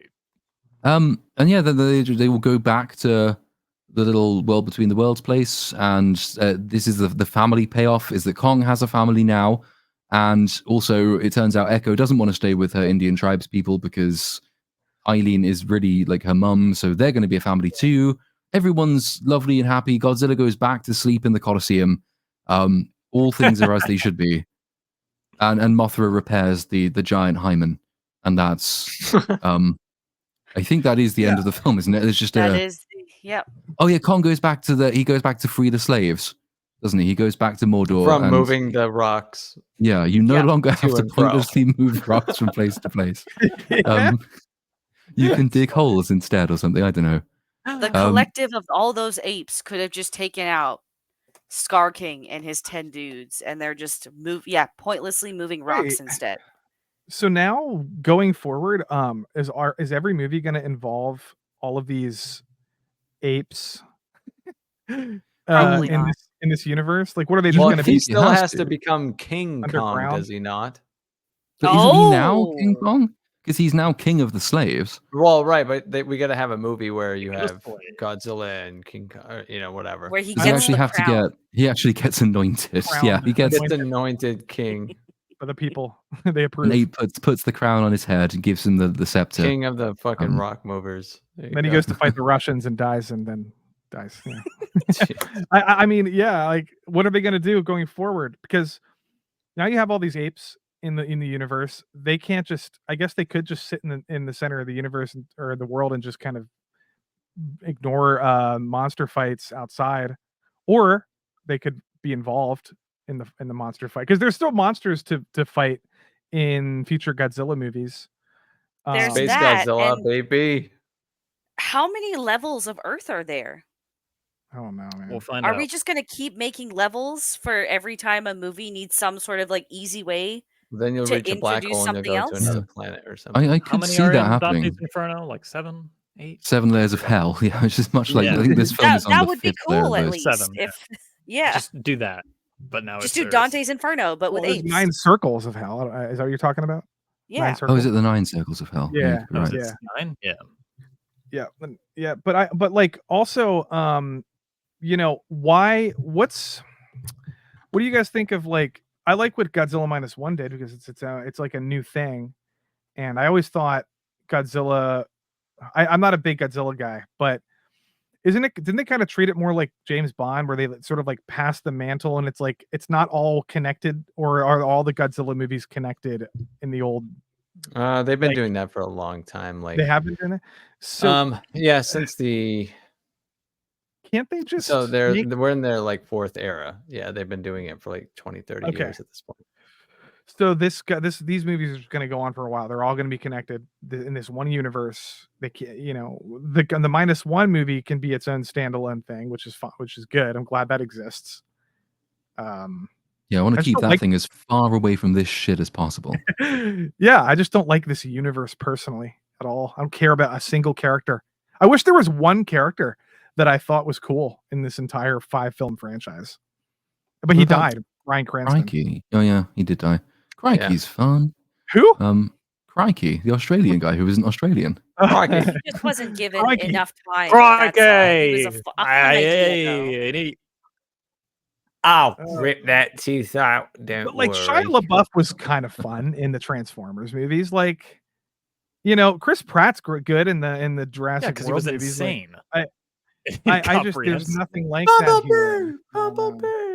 Chris Pratt's like Owen Grady in the Jurassic Park films, though, was a good character. He was Good just given a character. shit film. Fantastic character, actually. Yeah. Yeah. Oh, is it? I didn't know, because I've not seen the Monarch show. I didn't know that was true. So you can't get into Inner Earth unless you're with a kaiju? Is that Hold true on, in hold on. Monarch? The Monarch show didn't what? feature It's like a where you need to travel with a. Oh yeah, they did do this in the last 2 episodes, I think. Yeah. But does that mean that Kong only came up to get his tooth fixed to give them a way to get down? Because if he hadn't, they wouldn't have been able. Is that literally why they did the tooth thing? Hey, Well, it's a lucky prophecy. them that he needed that tooth fixed. No, it's a and prophecy. came up. Everything's preordained.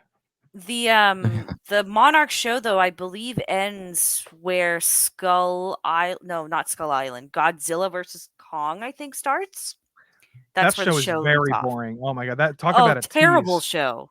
They Yeah, tease you with so many things, and then at the very end, they just do some fun thing, and then not good. the last 20 minutes of the entire show was probably the most interesting, and it was still wrought with issues. Terrible show. I don't understand why people liked it. They just people want nonsense that isn't politically correct, I guess. I don't know. I have higher standards, and here's me praising John Wick 4. I don't know. I don't get it. Whatever. It's fine. It's not for me. I'm glad people like these movies. Yeah, but proof that audience standards have lowered just as much as critic standards. Yeah. it's still even this movie wasn't woke, so it was good. But like, I've not even heard that as a defense of this. I mean, maybe it's come up in Cynic's comment section, but I've not heard anyone say at least it doesn't have the message in it. It's just I did see it. At least it ain't woke. Am I right, Again, boys? a tribe, right, a boys? tribe of women in sub-Earth that can, talk telepathically. Pretty fucking woke. Boom. No, that's based. I want to be with them. Give me all the women. Yeah. Well, we gotta have a balance. We have to have a balance between movies like Dune, which is super serious and kind of almost really hard to do. Like, not many people can do that. And then movies like this, or movies like Pacific Rim, or I like having. True. If all of the movies are good, none of them are. That's the defense of this. I'm not. Film exists to provide contrast with. No, that's a different argument. I'm saying where there should be a balance between like fun, stupid stuff and then like fun, sort of highbrow stuff. But the fun, stupid stuff has to be good. I don't know. Yeah, it's good, fun, stupid stuff. Yeah, like Pacific Rim is a way better film than this. Yeah. Jurassic Park is a way better film than both of those. Like they're not stupid necessarily. There's stupid bits in Pacific Rim, but like you don't have to be highbrow intellectual character study like Godzilla -1 to still be a serious fun film, as opposed to just a film that treats its own audience as though they are idiots, which is what this film does. Yeah. And you could even say that about Aliens, to be honest. Aliens kind of took the sophistication of the first Alien movie and the mystery and the horror and turned it into sort of like a bug squashing action movie, which kind of actually, to be fair, it kind of fucks up what they had going for in the first movie. It kind of in my opinion, ruins sort of the xenomorph mystery and turns them into just insects, which is not great, but it's still really entertaining. And it's also very well made, and the characters are fun, and it's a good action movie. But yeah, I don't know. That's a good movie though. Compared to this. It almost seems like blasphemy to compare any good movie with this.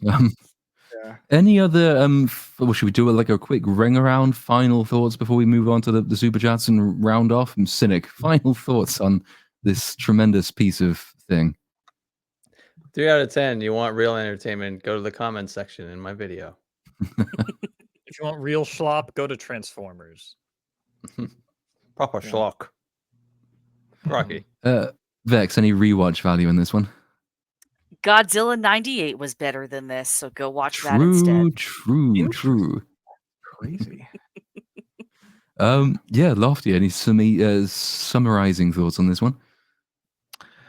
No, I just think that I want more Godzilla -1, but I don't even necessarily want that to turn into its own universe. I actually would prefer if they just did like standalone Godzilla movies. Like, I don't know, maybe I'm not a Godzilla person, so maybe that's a weird thing to say, but I like the standalone thing, the origin of Godzilla's with the nuke waking him up from the ocean, and I want them to continue -1, but I'm tired of this universe. I was over it the last movie, so it's just I'm not the person to. If you like these movies, just ignore me.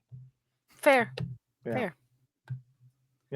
I don't think I do. I didn't like the last one either, or the one before that. Yeah. I think the only half semi-decent one I can remember seeing is that first Godzilla one in 2014 or whatever it was. But even that's it's just okay, is about as good as it gets. But I guess we can wrap up with the super chats. If everybody's happy. If anybody needs to run away, please let us know, and we'll only hold it against you for about a week. But otherwise, Waylon Bazevas for $4.99. Would you rather smoke a pipe with Tolkien under his favorite tree, or a glass of whiskey with Hemingway in Spain? Holy shit, Tolkien all the way. Tolkien. Are you kidding? Hemingway never has really interested me, so yeah, I'm not a huge fan. That's from Whom the Bell Tolls, right? Whiskey is better than pipes. Yeah, but Tolkien could probably do the fancy smoke stuff that Gandalf does in the first movie. He can blow ships out of his mouth. Yeah. Yeah. Smoking pipe is always fun. So I'd just do that to just watch that. Wouldn't even talk to him. I'd just be like, "I do the thing. Thank you. Goodbye." Hemingway TGV was Monster. from Whom the Bell Tolls, right? I'm just trying to remember Hemingway's. It was From Whom the Bell Tolls and a couple other stuff. I was more of a Faulkner guy. Drawing a like complete blank on that. Yeah, but Tolkien's the best. Absolutely. TGV Monster for $2. Hello, everyone. Happy Monday, which is my Friday. I don't know how that works, but okay. You've lost a few days. Jet lag, am I right? Dude. That could be it, actually. He's Australian. He's Australian. Oh, true. Another $10 from TGV Monster. They say in an adventure, it's the journey, not the destination. But is it possible to have a great journey with no destination, or have a great destination / no? Oh God, there's too many. Great destination / no journey, or a destination first, then a journey. I think it's very possible to have an endlessly fun, enjoyable journey with no destination. This happened. I do this all the time in video games. This is kind of a common thing for gamers. You know, Minecraft. There's no end game in a lot of fun video games like that. That's what my brain is interpreting this question as. Yeah, if you're talking film though, like you could say the first 2 Lord of the Rings films are you enjoying the journey, not the destination. And you can still, like, the first 2 films can easily stand alone as just being great destination and no journey. Or sorry, great journey and no destination films. That makes sense. So it's possible. It all depends on the material. Yeah. Destination first, then journey. That's 100%. It's called is an anime called Frieren, which is essentially, I'll just quickly in 10 seconds describe it so everybody would understand it. Imagine if Lord of the Rings, at the end of Lord of the Rings, when Aragorn dies and Arwen's sort of left to kind of ponder his spoilers, bro, his death, and then she has to live the rest of her life. That's where this show starts. It's this elf that her party that she's explored, she's had this big journey with.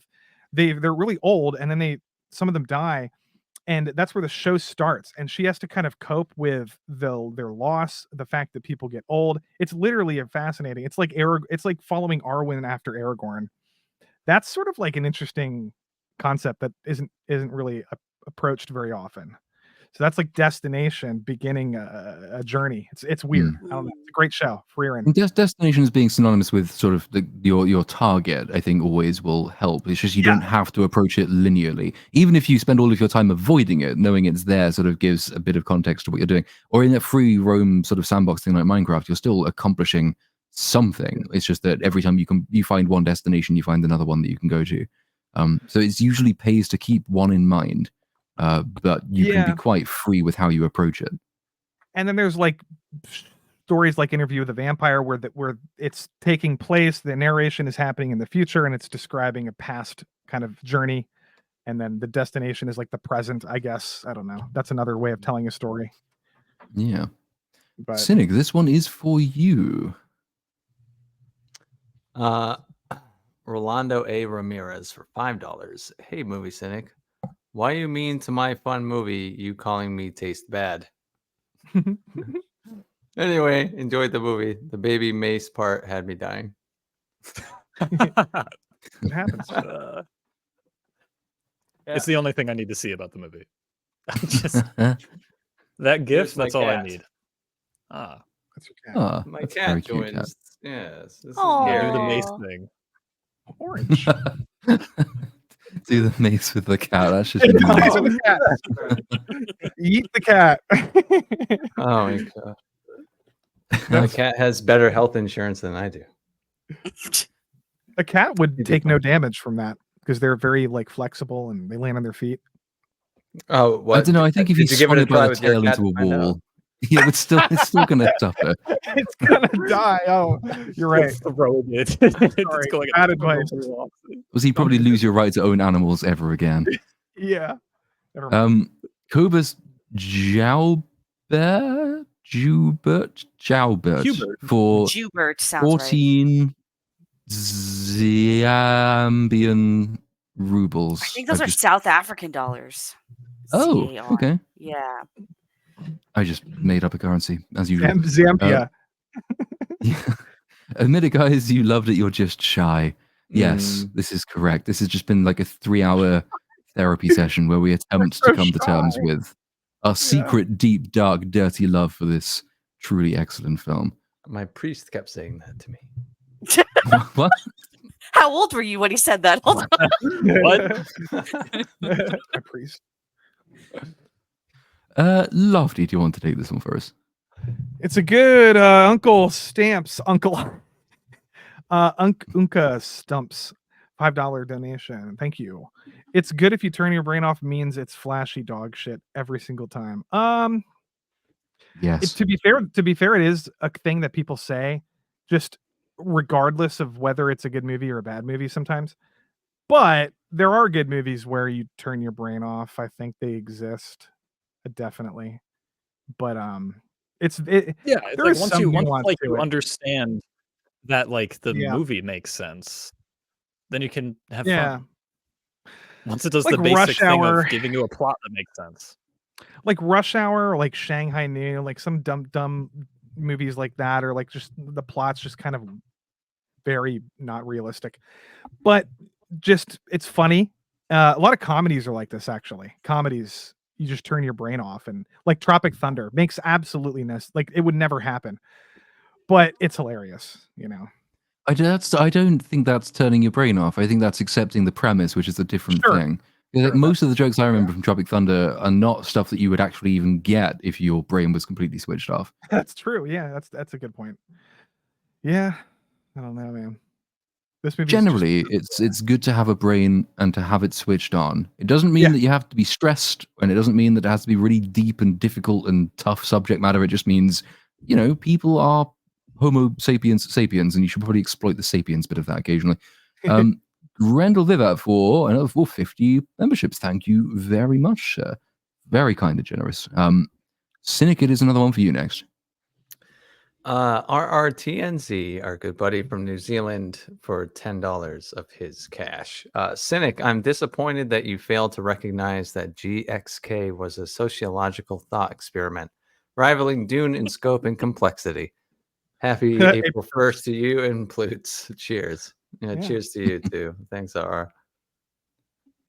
I got fooled so many times today by things. The one that fooled me was Don Lemon. They were Valuetainment, which is a YouTube channel I watched. They were like, "We secured Don Lemon. He's going to be our new host." We secured Don Lemon. I was like, "What the hell? This is dumb. I don't want this." And then I fell for it. That's my reaction whenever I see Don Lemon on anything. It's just it's fucking what? This is a joke. Yeah. The Gourd King for $2. Kong Man bad is the comment section. Correct. Kong Man is very, very bad indeed. Rustman for $20. Hail from Platoon's middle-aged Florida fanboy. And Cynic, well, you're just fine. Keep up the good work. Andrew, do you want to take this one for us? Sure. Little Dutch for 11. I literally watched this movie a few hours ago and had a blast. It is the dumbest thing ever. The human characters are dumbasses, but the monster fights were... The monster fights is where it's at. Just idiotic spectacle. Can you read, bro? You all right there? No. I do that all the time. I'm running on like 3 hours of sleep. I don't know. Fair. Yeah. I guilted him into being here. Just leave it alone. Oh. Hasn't even seen the movie. Well, now he has. I've been animating bread in After Effects for 3 days straight. Why? Projects. I don't know. They were just like, "Hey, animate bread." I'm like, "What?" And then they give me a list. I've just been doing it for 3 days. Oh no! I bet it was for a white woman, a white chick. Animate me some Panera bread, please. That's all they eat. White women, they only eat bread. White women. You're obsessed with bread. Is lore I'm not familiar with. All they know is Starbucks, Panera bread. They like their garlic bread, their Panera bread. White women are obsessed with Starbucks, not bread. Hold up. Yes, bread. Come on, bread. No, specifically bread makes you fat. Didn't you watch Scott Pilgrim? Yeah, but Well, all so of does them, They they love just Panera bread. It's just a bunch they of love white shit. Panera bread. All right, they're like, oh my god, I need my bread bowl. Shut up.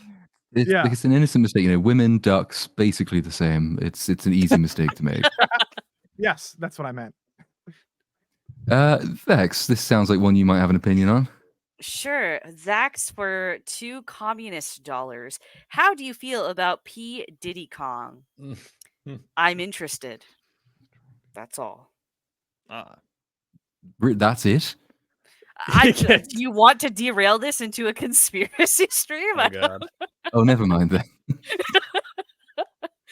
True, we need to keep Vex from yapping. Look, I'm happy. There's no swastika tits for me to edit out, so this is all good so far. Yeah, thanks, Vex, for not Have bringing You're the swastika welcome. tits today. Lofty, do you want to take this one first? Yeah, let's see. Wolf's Pain, $5, $4.99. If the natives are connected to Mothra, who were the twins supposed to be in King of the Monsters? See, I can't read either. Are they also connected to the natives, or don't ask? Don't ask. I don't remember that. Definitely don't ask twins. us. Like, we are not. I don't remember them in that movie at all. Yeah, I just remember I don't even Bobby, remember Billy, them being Bobby in the movie. Brown. No, Billy Bobby Yeah. Booby. Millie Yeah, that Vanilli one. Bobby Brown. Millie? she screams in it. I remember her doing that because that's the one acting thing she can really do. But I don't. Who are the twins? I don't remember. Well, in the the actual Japanese movies, the twins were the ones that are connected to Mothra and the mythology there. So, but I don't remember them in the MonsterVerse at all. Oh, weird. So I don't know. Professor R2 has been a member for 10 months. Bread. Almost survived years. It's more bread, Andrew. More It's bread. bread and circuses, not Greek tragedy. Well, it's a tragedy, just not in the dramatic sense, just in terms of the fact that it exists. Monty the Media Monkey for $10. But you see, guys, it's fine if these movies are terrible, awful sludge, because there are giant monsters in it. Never mind all the good giant monster movies we've gotten over the years. Yes. Salient good point, because just because it has monsters in it doesn't mean it has to be dumb. It's supposed to Or be bad. it's almost like people are saying that a movie with giant monsters it's like impossible for it to be bad. It's a world where Evangelion exists. You can do good, clever stories with monsters and giant robots. It doesn't all have to be fucking this film. Right. Joseph Harris for $4.99. I remember walking out of, I'm guessing that's Fast and Furious 1. I'm thinking, well, at least there won't be 10 of these things. Oh, yeah. Wow. Well, you're right, because there's going to be like 12. Yeah. True. Yeah. Oh, God. I always think of that scene from Tropic Thunder in the opening where they're just Scorcher 1. He couldn't save the world. 5. Right, Scorcher 5. And it's just like, it's kind of funny because that is what movies are doing now, right? We're getting Top Gun 3. Yeah. Now, I like his Scorcher. We Scorcher 6 was the Ice Age one. He's just like, who left the fridge open? Right. It's my favorite. Ben Stiller is the best. I love that guy. He's funny. Who left the fridge open? It's like Mr. Freeze. Ice to see you, Batman. What killed the dinosaurs? The Ice Age. I can't. Wolfsbane for $4.99. Wouldn't it be better if the sea serpent that Godzilla attacks takes energy from underwater geothermal vents instead of sunlight? But that's logical. Yeah, correct. It would be. Like, why would you? Yeah, it's just I don't understand that monster. Looking too, in all honesty. Yeah. Like radiation from the Earth's core or something. Like something that doesn't require sunlight penetrating down to the deep ocean, which makes no sense. But then maybe that would undo why there's sunlight in Hollow Earth and subterranean Earth. That's the point. Where does the sunlight come from in Hollow Earth? Well, yeah, I know. I thought of that too. And it's just not. I have no idea. So someone read up that apparently there's just like a storm that's always going in Hollow Earth, and that's what generates like false light. But that doesn't explain why there's a nighttime in Hollow Earth. And now that doesn't explain why that same light is in subterranean Earth. So none of it makes sense. Oh God, yeah. Oh fuck, I can't even bother to think about it. It's just, yeah. Cynic, do you want to take this one for us? That one Ginger Draven for $49.99. Wow, thank you. That's a tremendous donation. BSUP is the BSUP. Congrats on. So I would say the BSUP is the best show in the universe, probably. Congrats on making it a year into the show. Hopefully this helps cover for Vex's dirty mouth over the year. Thanks for the entertainment while I'm at work. Yeah, you're very welcome, and thank you for the tremendous donation. Appreciate it. Very kind. Tay for $10. Always eager to watch your talk modern cinema and storytelling. You guys never fail to bring laughter and always brighten my day, even if it's just a tad when you go live. Cheers from Texas. You'll note that I skip the y'alls because it sounds terrible when I do it, but it's very much appreciated. Do it. Y'all. Y'all. Yeah. You sound like you're saying it sounds like you're saying Jarl, like a Viking. It sounds Swedish. It's almost like too How much is it- effort. How is it meant to be said? Y'all. Y'all. Y'all. Y'all. Y'all. Y'all. Yeah, you got it. Give it more of an That is awe, too like, long. oh yeah, like y'all. Y'all. Yeah, there you go. Yeah, That's better. yeah. Now you can do American voice There's acting. too much A and not Oh, enough good. L. All right, that's what I'm thinking. Texas is great. Tay, like Dallas. I've been to Dallas. Might be going again. Not sure yet for the Dallas Fan Expo shortly in June. But yeah, I like Texas. But Are you gonna dress up again? Thanks for watching. No, not for that one. Oh, I liked your Ken outfit. I really liked Oh, it. that was fun. That was so much fun. I'll do that again for sure sometime. Lofty, do you want to take this one for us? Yeah. Hospin. Oh, Hospin's loud. I hope what's up. Godzilla is a Mary Sue in Western entertainment. Everyone loves him as soon as they meet him, and the world excuses his war crimes. He's the bestest ever. True.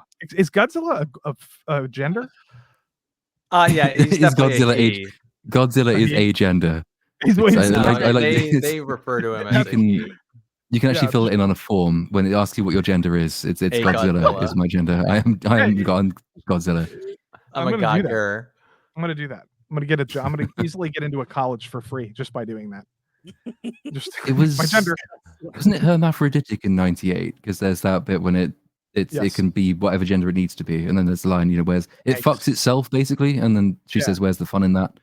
Which is for some reason I don't know how I remember that, but there we are. It reproduces on its own. Yeah. So that was it, wasn't it?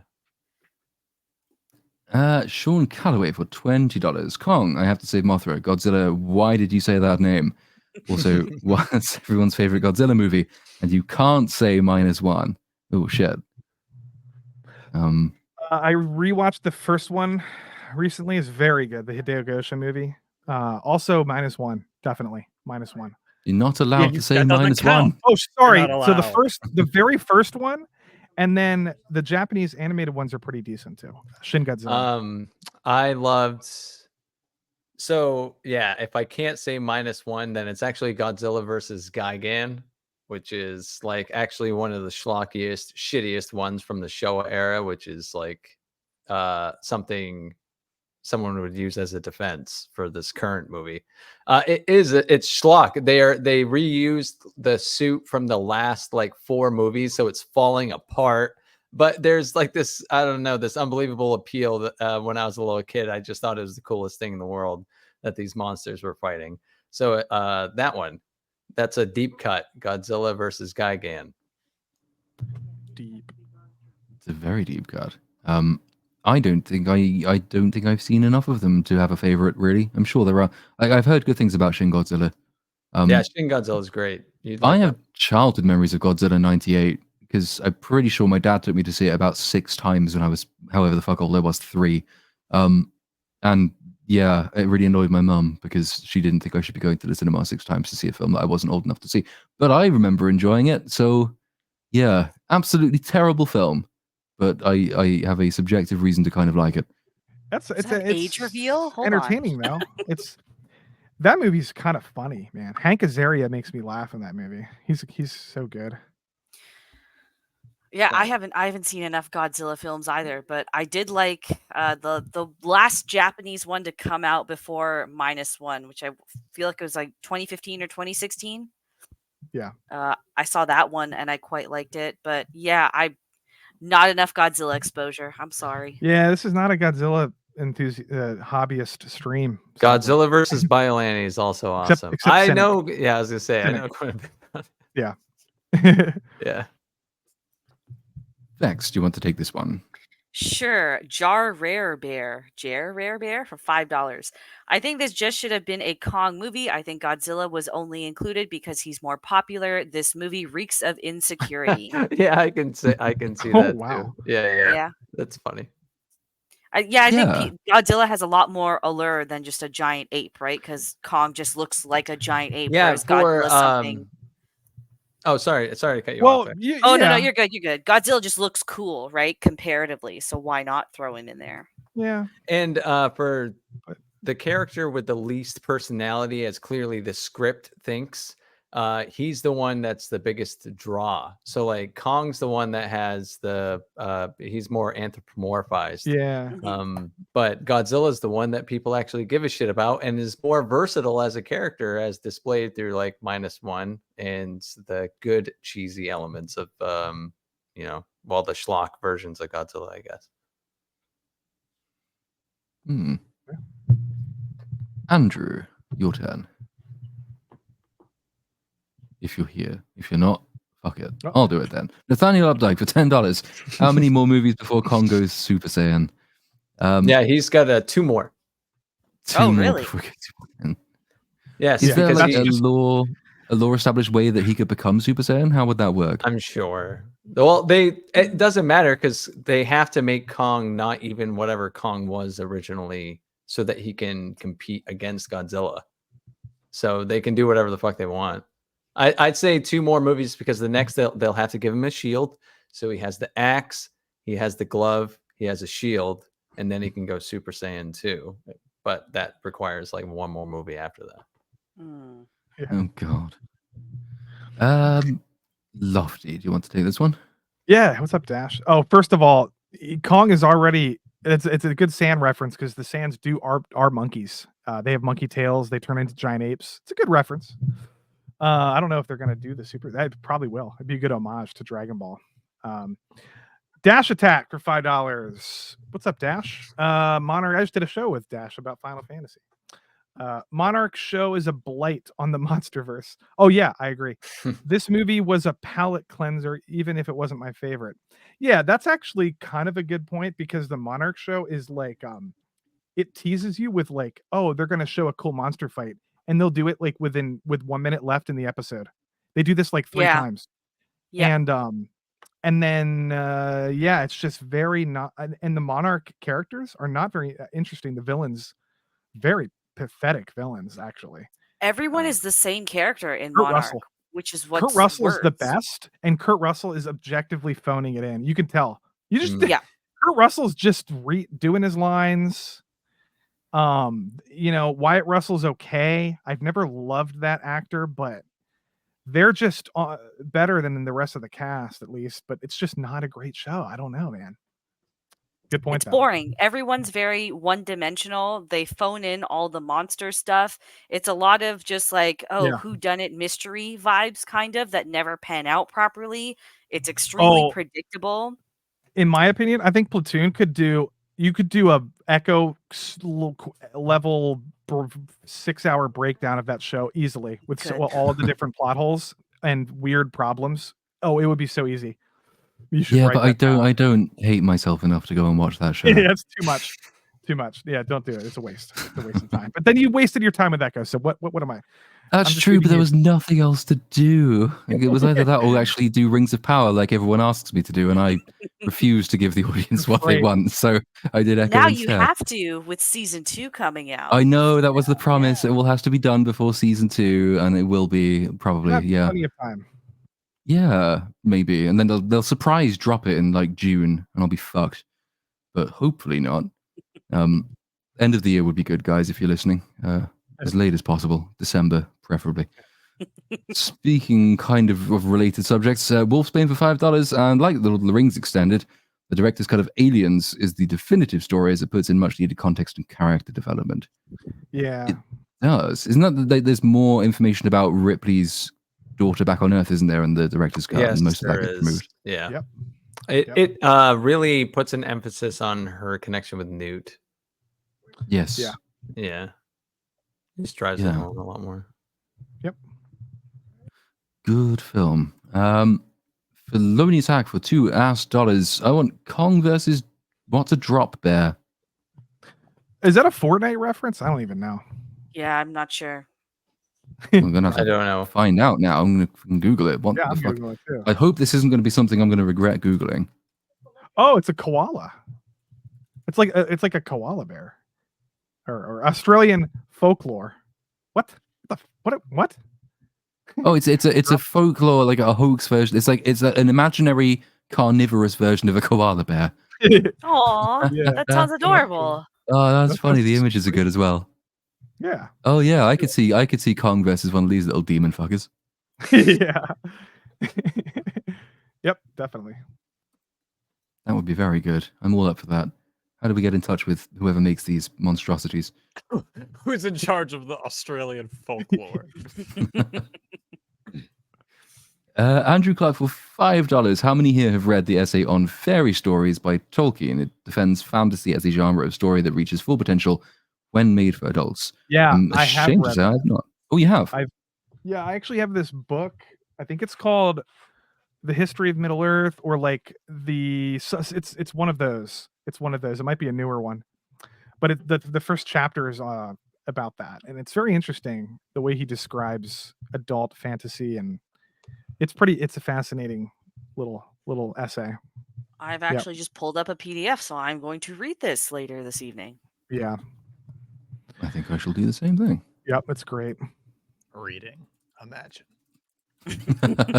Okay, then fine. Just for that, Andrew, you can do this one. Stew cheeks for $5. Inner Earth doesn't need sunlight. It's lit up by all of the box office bombs in the past year. Nice. Yeah. That's how Godzilla becomes even more powerful, as he absorbs the energy from all of the box office bombs. Mm-hmm. And Cynic, do you want to take this final super chat for us?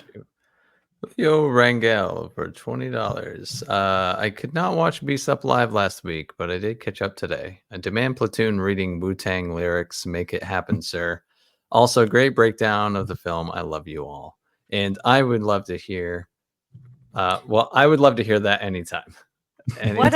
We have a song request for Wu-Tang Clan lyrics? I can... Bring the ruckus. Excuse me. Bring the ruckus. Sorry. All right. Can we dub it over with Platoon like Ben Shapiro? Putting the lyrics in the private chat. Oh god. Oh god. He paid for it, so you have to do it. Don't we have another show we have to get to?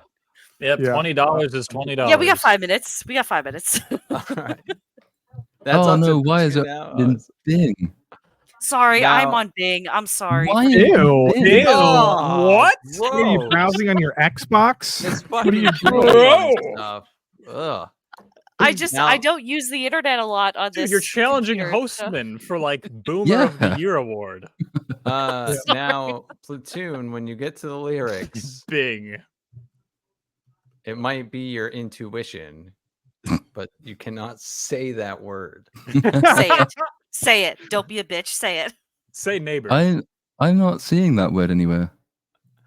Wait, how fucking long is this thing? Either. Oh, I can't sit through this. Let's read the first. A British dude rapping? No, that's gonna make me kill myself. Give me the first 6 bars. Yeah, read the first one. The first one. Yeah. So like Shaolin shadowboxing and the Wu-Tang sword style. If what you say is true, the Shaolin and the Wu-Tang could be dangerous.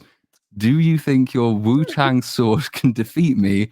On guard, I'll let you try my Wu-Tang style. That is hilarious. You do a Ghostface Killer's verse down there, the third one. It just shows, after bring the motherfucking ruckus after that. Yeah, after that one, yeah. Ghostface, catch the blast of a hype verse. My Glock bursts, leave in a hearse. I did worse.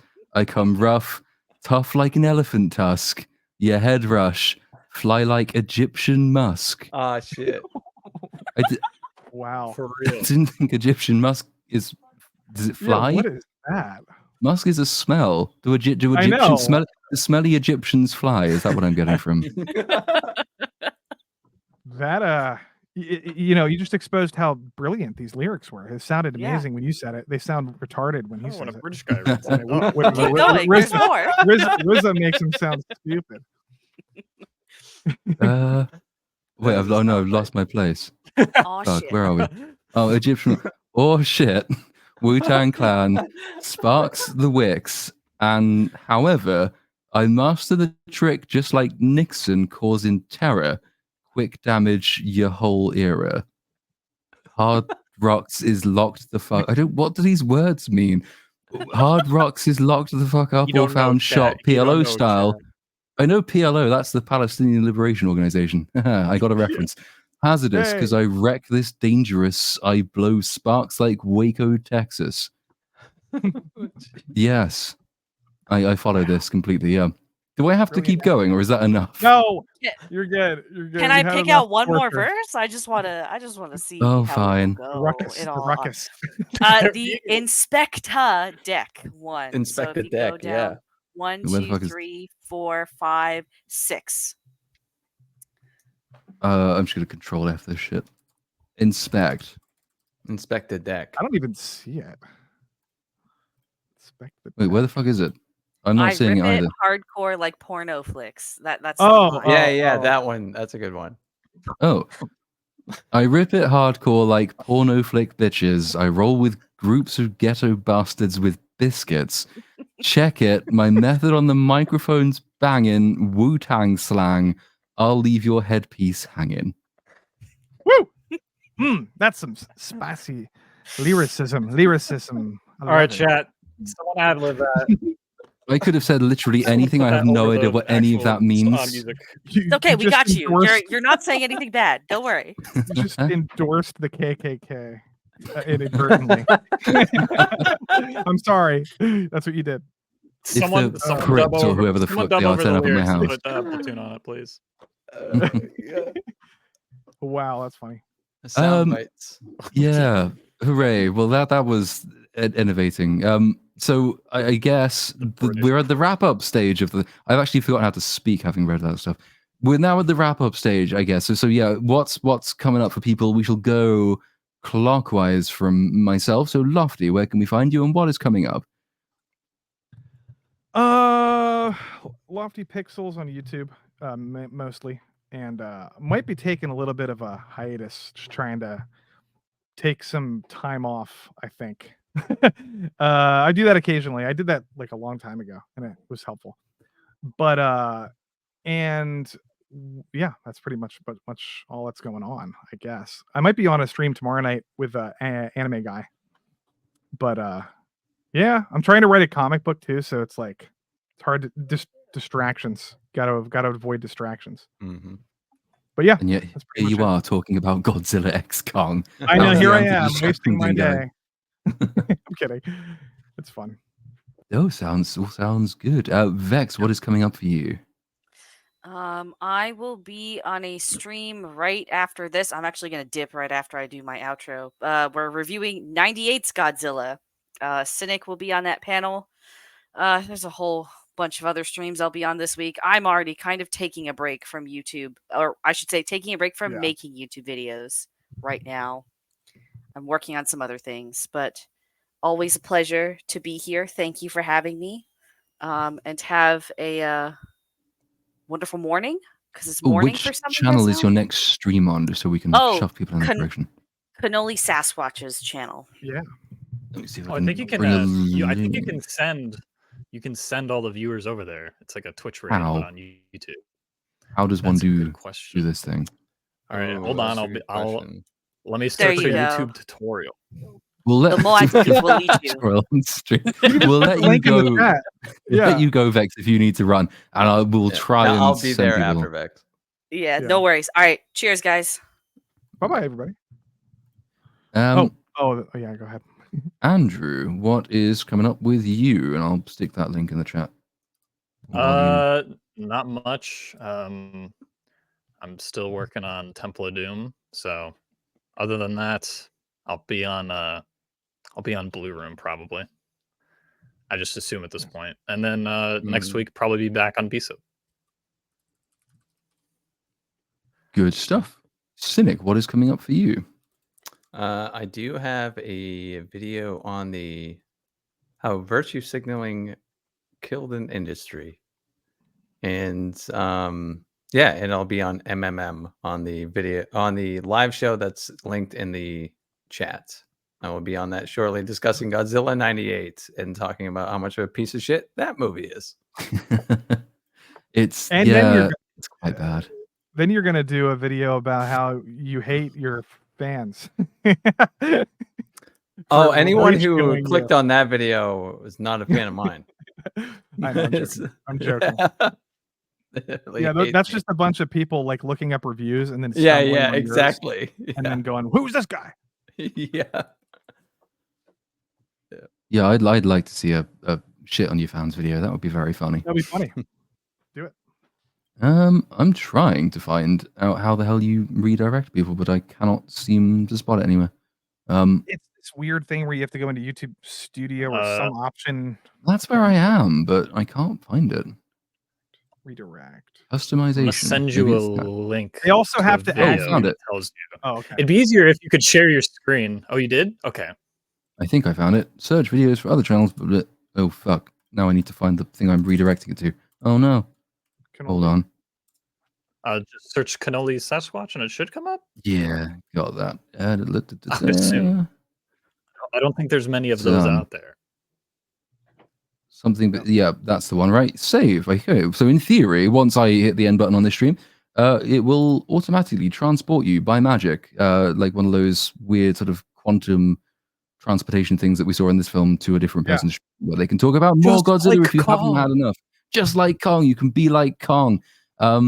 Giant fucking apes. But yeah, so you should our babies. Stick around for that if you're not all Godzilla'd out. And as for me, the Dune script is ongoing, but it's really long. But I have also done a Godzilla X Kong script, which will be shorter. And so I imagine that one will be worked on while I finish the Dune thing. So it should probably be the next video will be this film we just talked about. After that, the big Dune video. And after that, probably, I don't know, fucking Velma or something. Who knows? But that I think does bring us to the end of the stream. So thank you very much to everyone who's stuck with us through this god-awful movie. Thank you, as always, to our lovely panel for sticking through us with this god-awful movie. See some of you over on the MMM stream after this. And that's it. So goodbye. Bye-bye, chat. Bye. Timing.